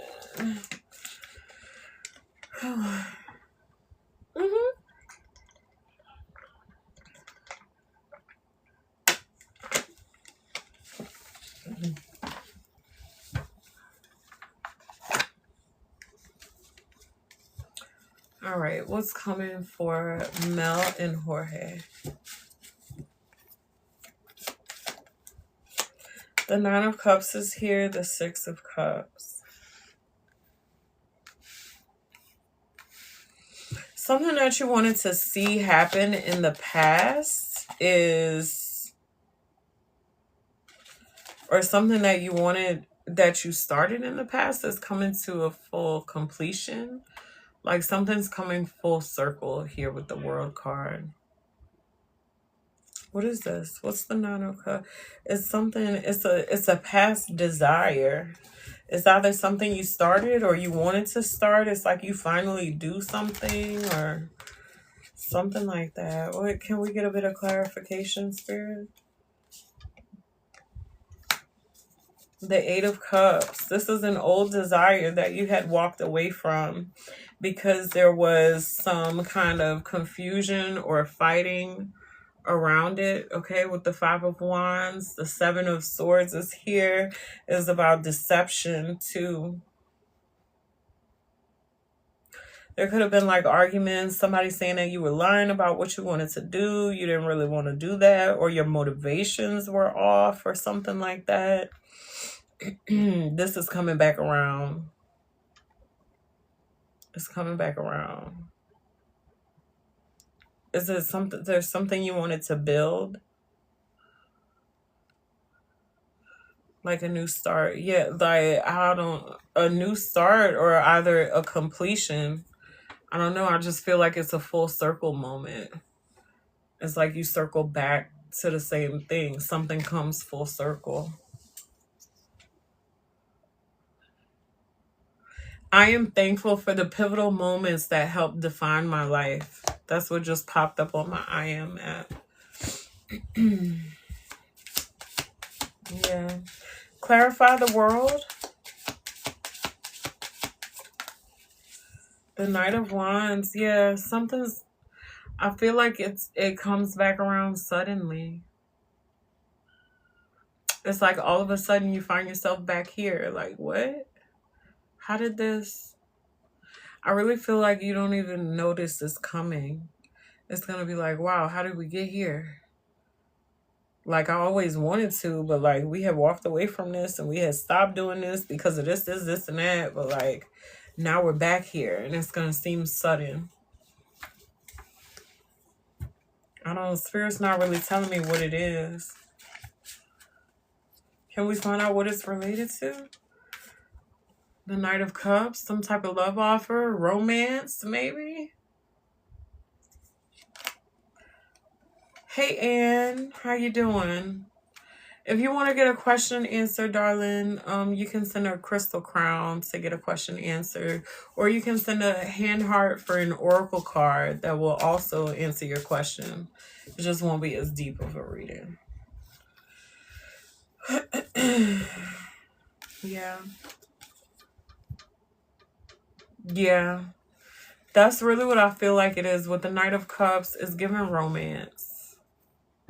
It's giving a full circle moment in romance. Okay. What is yours returns to you. What is mine remains with me. May what has been revealed be met with clarity. You're so welcome, darling. You're very welcome.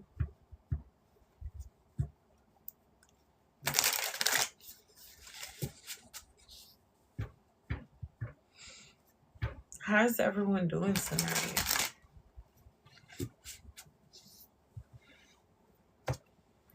How was y'all day? Oh, y'all, excuse me one moment. I gotta catch this.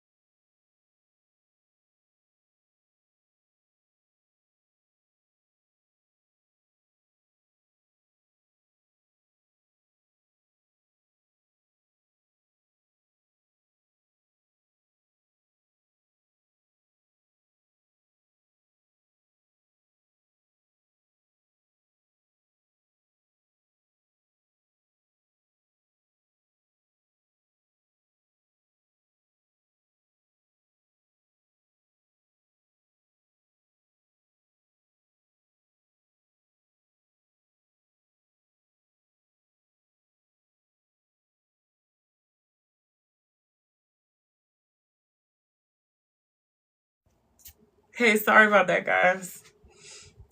Oh, goodness. Today was a crazy day for me. Sego, if you would like to get your question answered, I'll be glad to pull cards on it. But can you send me a crystal crown for the question?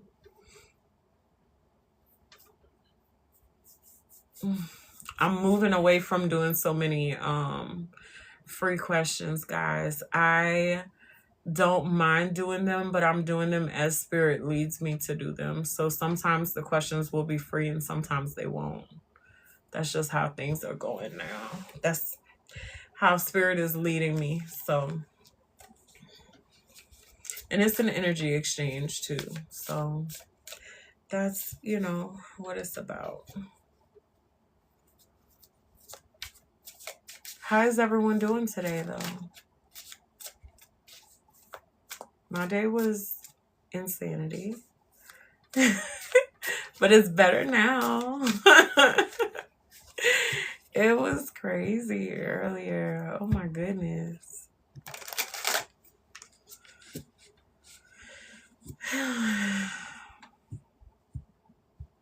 How many?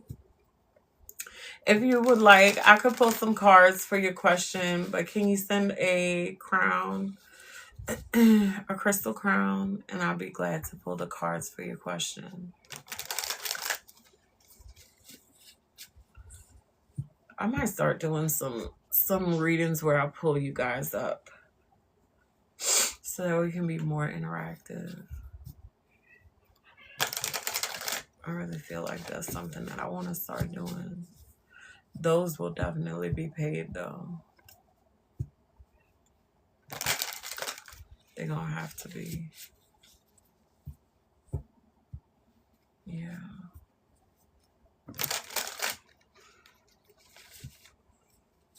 Hey Magic. How are you? Y'all not too chatty today. What's going on? Y'all okay?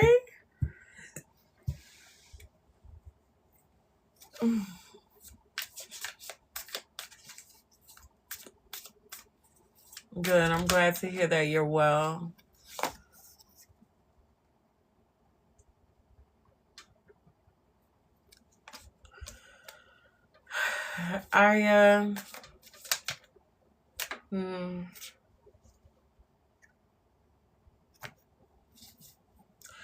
It's not your thyroid, darling.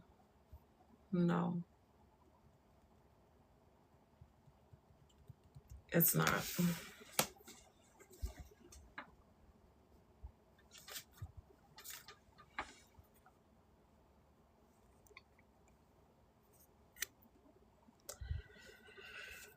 Your relationship has issues. I think that all relationships have issues, you know.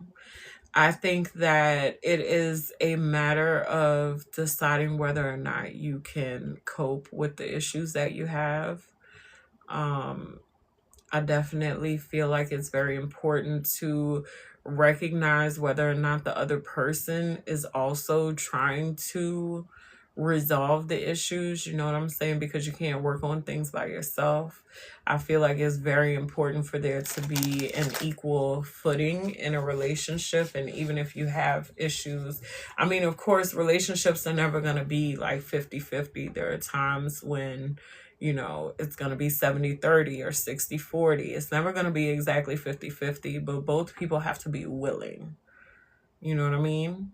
You both have to be willing to accommodate each other. Otherwise, what are y'all doing for real? You know, that's what I think.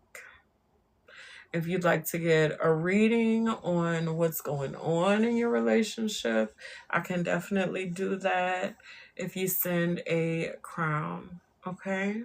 You're welcome. Of course. No problem, honey. We all be having stuff going on. Shoot.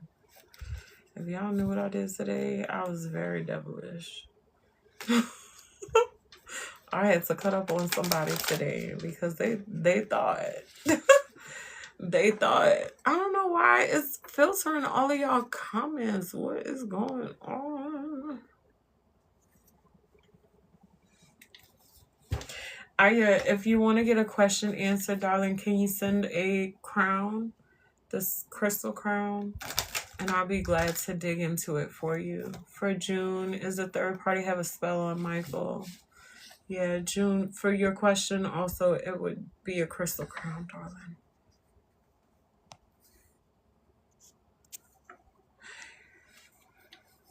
You want to know if he's safe? Yeah, he's safe.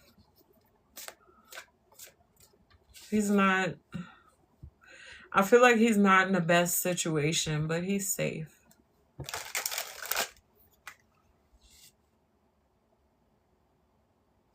Yeah.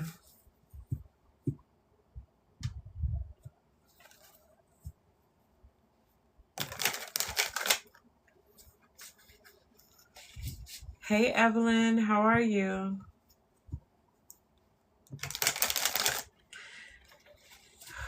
Guys, if you want to get a question answered, you can send a crystal crown, and I'll be glad to answer any questions you guys have. You're good? That's good. I'm glad to hear it. What are y'all spending y'all Saturday doing? Like, what y'all doing? Yeah, no, that's how I spend my Saturday. The 5 of Wands. I hope that y'all day is going better than mine. Oh.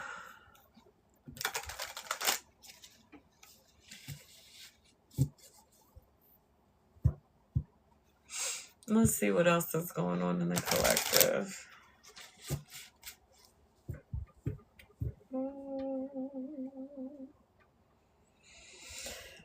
Oh, I feel like doing a different deck. Oh yeah, that would be neat. Where is it? Hold on, let me grab another deck, guys. I'm back.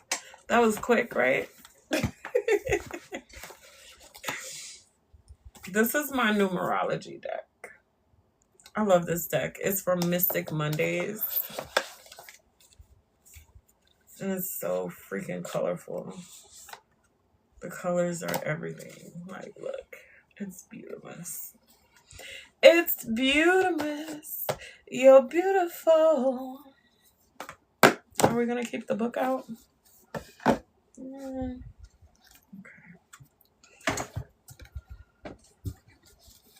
You're beautiful. It's true. If y'all aren't following me on YouTube, y'all go over to my YouTube and subscribe. I do collective messages over there, and I really like them. They're fun. I have fun over there. I have fun here too, but it's just a different vibe. Totally different vibe over there. All right, let's see. Let's get into this collective energy. Gotta roll my sleeves up. We're gonna work in. Hey, Dizzy. How you doing? Terrence. Hey, Terrence.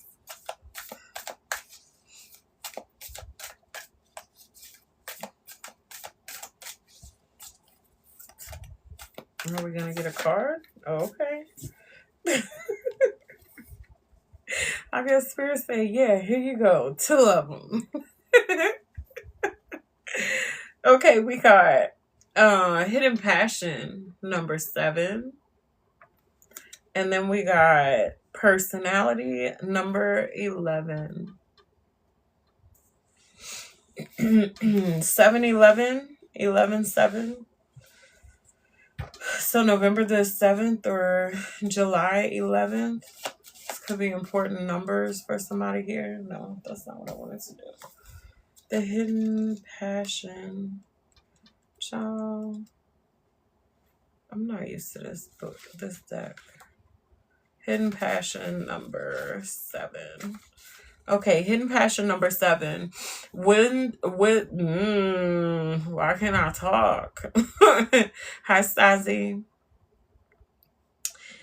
Wisdom, intellect, solitude. My special strength is my mystical mind and intuition. You understand complicated ideas and can simplify them for others. You thrive in solitude, knowing the difference between being lonely and being alone. As you retreat into your sacred space, you can go into your inner world to connect with your spiritual team. Naturally intuitive, you can easily read between the lines and feel the energy in the room. Find the balance between solitude and spending time with others, as you are meant to share your wisdom with the collective. Yes, yes, I'm still alive. I said an hour. Did you notify me when an hour had passed? No, you didn't.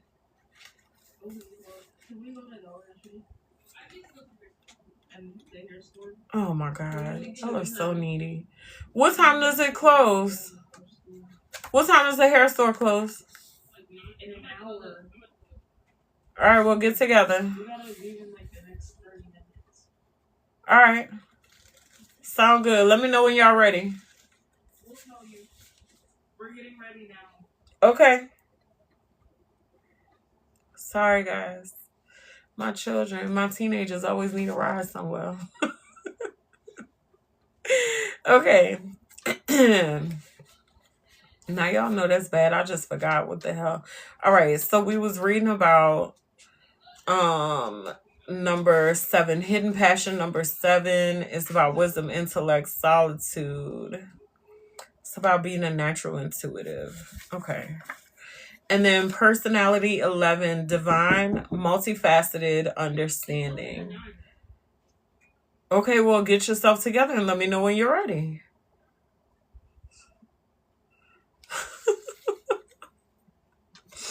11 is one of the numerology master numbers, which means your intuition and imagination are in no short supply.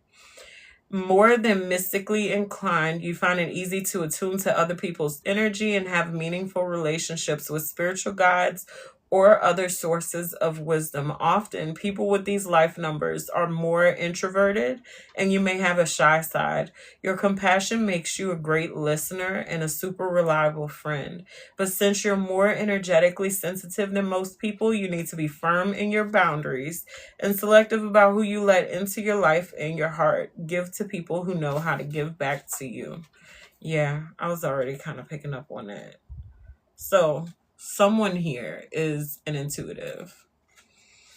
Very, very intuitive. So, what's going on with you and your intuitive self? Gosh, y'all, there's all kind of communication, messages and stuff coming in. I feel like you could be really distracted. Yeah, the hangman. Exactly. You could be really distracted. There's some type of enlightenment that is trying to happen at this time, but you're so distracted that it's not able to come all the way through. It's not able to come all the way through. It's like the messages are coming in. It's meeting blocks, though. This could be that need for boundaries. The star. Yeah. You have a very healing presence. Excuse me. You have a very healing presence for other people. I'm hearing that song, Pour Some Sugar on Me. You have a tendency to you bring a certain sweetness to other people's lives that they would not know otherwise if it wasn't for you bringing this sweetness to them. It's like you make things, I don't know, it's like you give people a certain level of satisfaction in your life. Yeah, you make people feel like they won the lottery. You know, your energy is just, it's top tier. You really see through to the heart of things. You can see people very well. You read people very well. You can see their heart. You can see people's intentions with ease.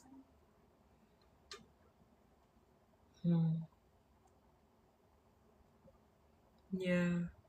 You have some people in your life that really, really love you. They really care about you.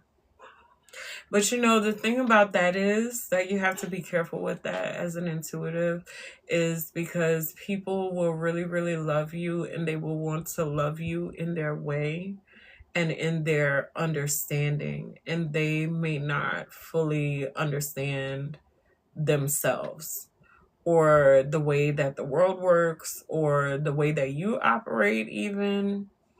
And that sometimes can cause blockages for you if you don't have boundaries with those energies. So I'm going to give an example because I'm petty. I'm petty, okay? Me and my girlfriend broke up, and my girlfriend was very insecure, and she had this wound where she needed a lot of attention. And at first I didn't notice it because, you know, I wanted to give her attention, right? We had just got together, things were going good, and, you know, we were lovey-dovey, whatever. Everything was good, and we were spending a lot of time together, so it wasn't an issue. But then I had things come up in my life that required more of my time and attention, and so I couldn't give her that attention, and it became an issue. And so that is, it's like no amount of me being, you know, people always tell me that they feel very at home with me. You know, people in my intimate relationships, they tell me that they feel very at home with me, that I make them feel very comfortable.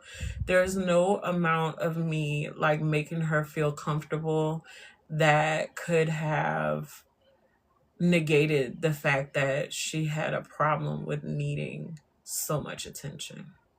You know what I'm saying? And so I had to set a boundary, and she couldn't take the boundary, obviously. That's the reason why we're not together anymore. But you know, you got to set a boundary with those things, because if not, people will siphon energy from you, especially as an intuitive. You know, when you have the ability to read other people, you're literally like your energy is going into theirs. And that is a two-way street, because you can read them very well because you're receptive of their energy, but they're also receptive of yours. So the thing with that is making sure that they're not taking more from you than you're willing to give. You see what I'm saying? So boundaries are important. Yeah. I feel like with the Six of Wands here, it's very well known that you are a very intuitive person. It's well known amongst the people that know you that you are able to read people, that you can, yeah, people see your value. Exactly. With the Queen of Pentacles here. The Ace of Cups. Yeah, people really cherish you. They cherish your presence in their lives. Yeah, it is. It's a heavy burden. It's a heavy lift at times, right? Because when people put you on a pedestal, and you can't always live up to that because you're human. So sometimes people have a greater idea of you than, you know, people in their mind. They think that you're something that you might not actually be, because they put you on a pedestal, because they do know, you know, the greatness that is your energy. But it's like I said, you know, people sometimes get reality distorted. So that's why there's a boundary. A boundary needs to be set. That's all. Yeah. The Ace of Wands is here. The Knight of, yeah. Set the boundary before this turns into a fight. It doesn't need to be a fight. It doesn't have to go that far. It can start off as something small, like, hey, I know you said this, you know, but I don't see things that way. Or, hey, I know you know, you feel whatever, but, you know, that's not, I don't agree with that. Set a boundary. Yeah. Yeah, the Sun is at the bottom of the deck. The little baby. Yeah. Vitality, positivity, success, joy. The sun reminds us that every day is a new opportunity to shine. Everything is illuminated. And that's, yeah, exactly. Thank you. See? It just needed to come out. This conflictory energy, you know? It's being illuminated. It's being illuminated. I feel like too, with hidden passion being mystical things, I feel like you could be a reader if you so chose. You know, you could read other people. Like, you already read people, but like, you can do what I'm doing if that's what you wanted to do. But yeah, that's what I have for you guys. I'm going to get out of here and go take some children for a ride. I can't wait for them to get their licenses and ride themselves.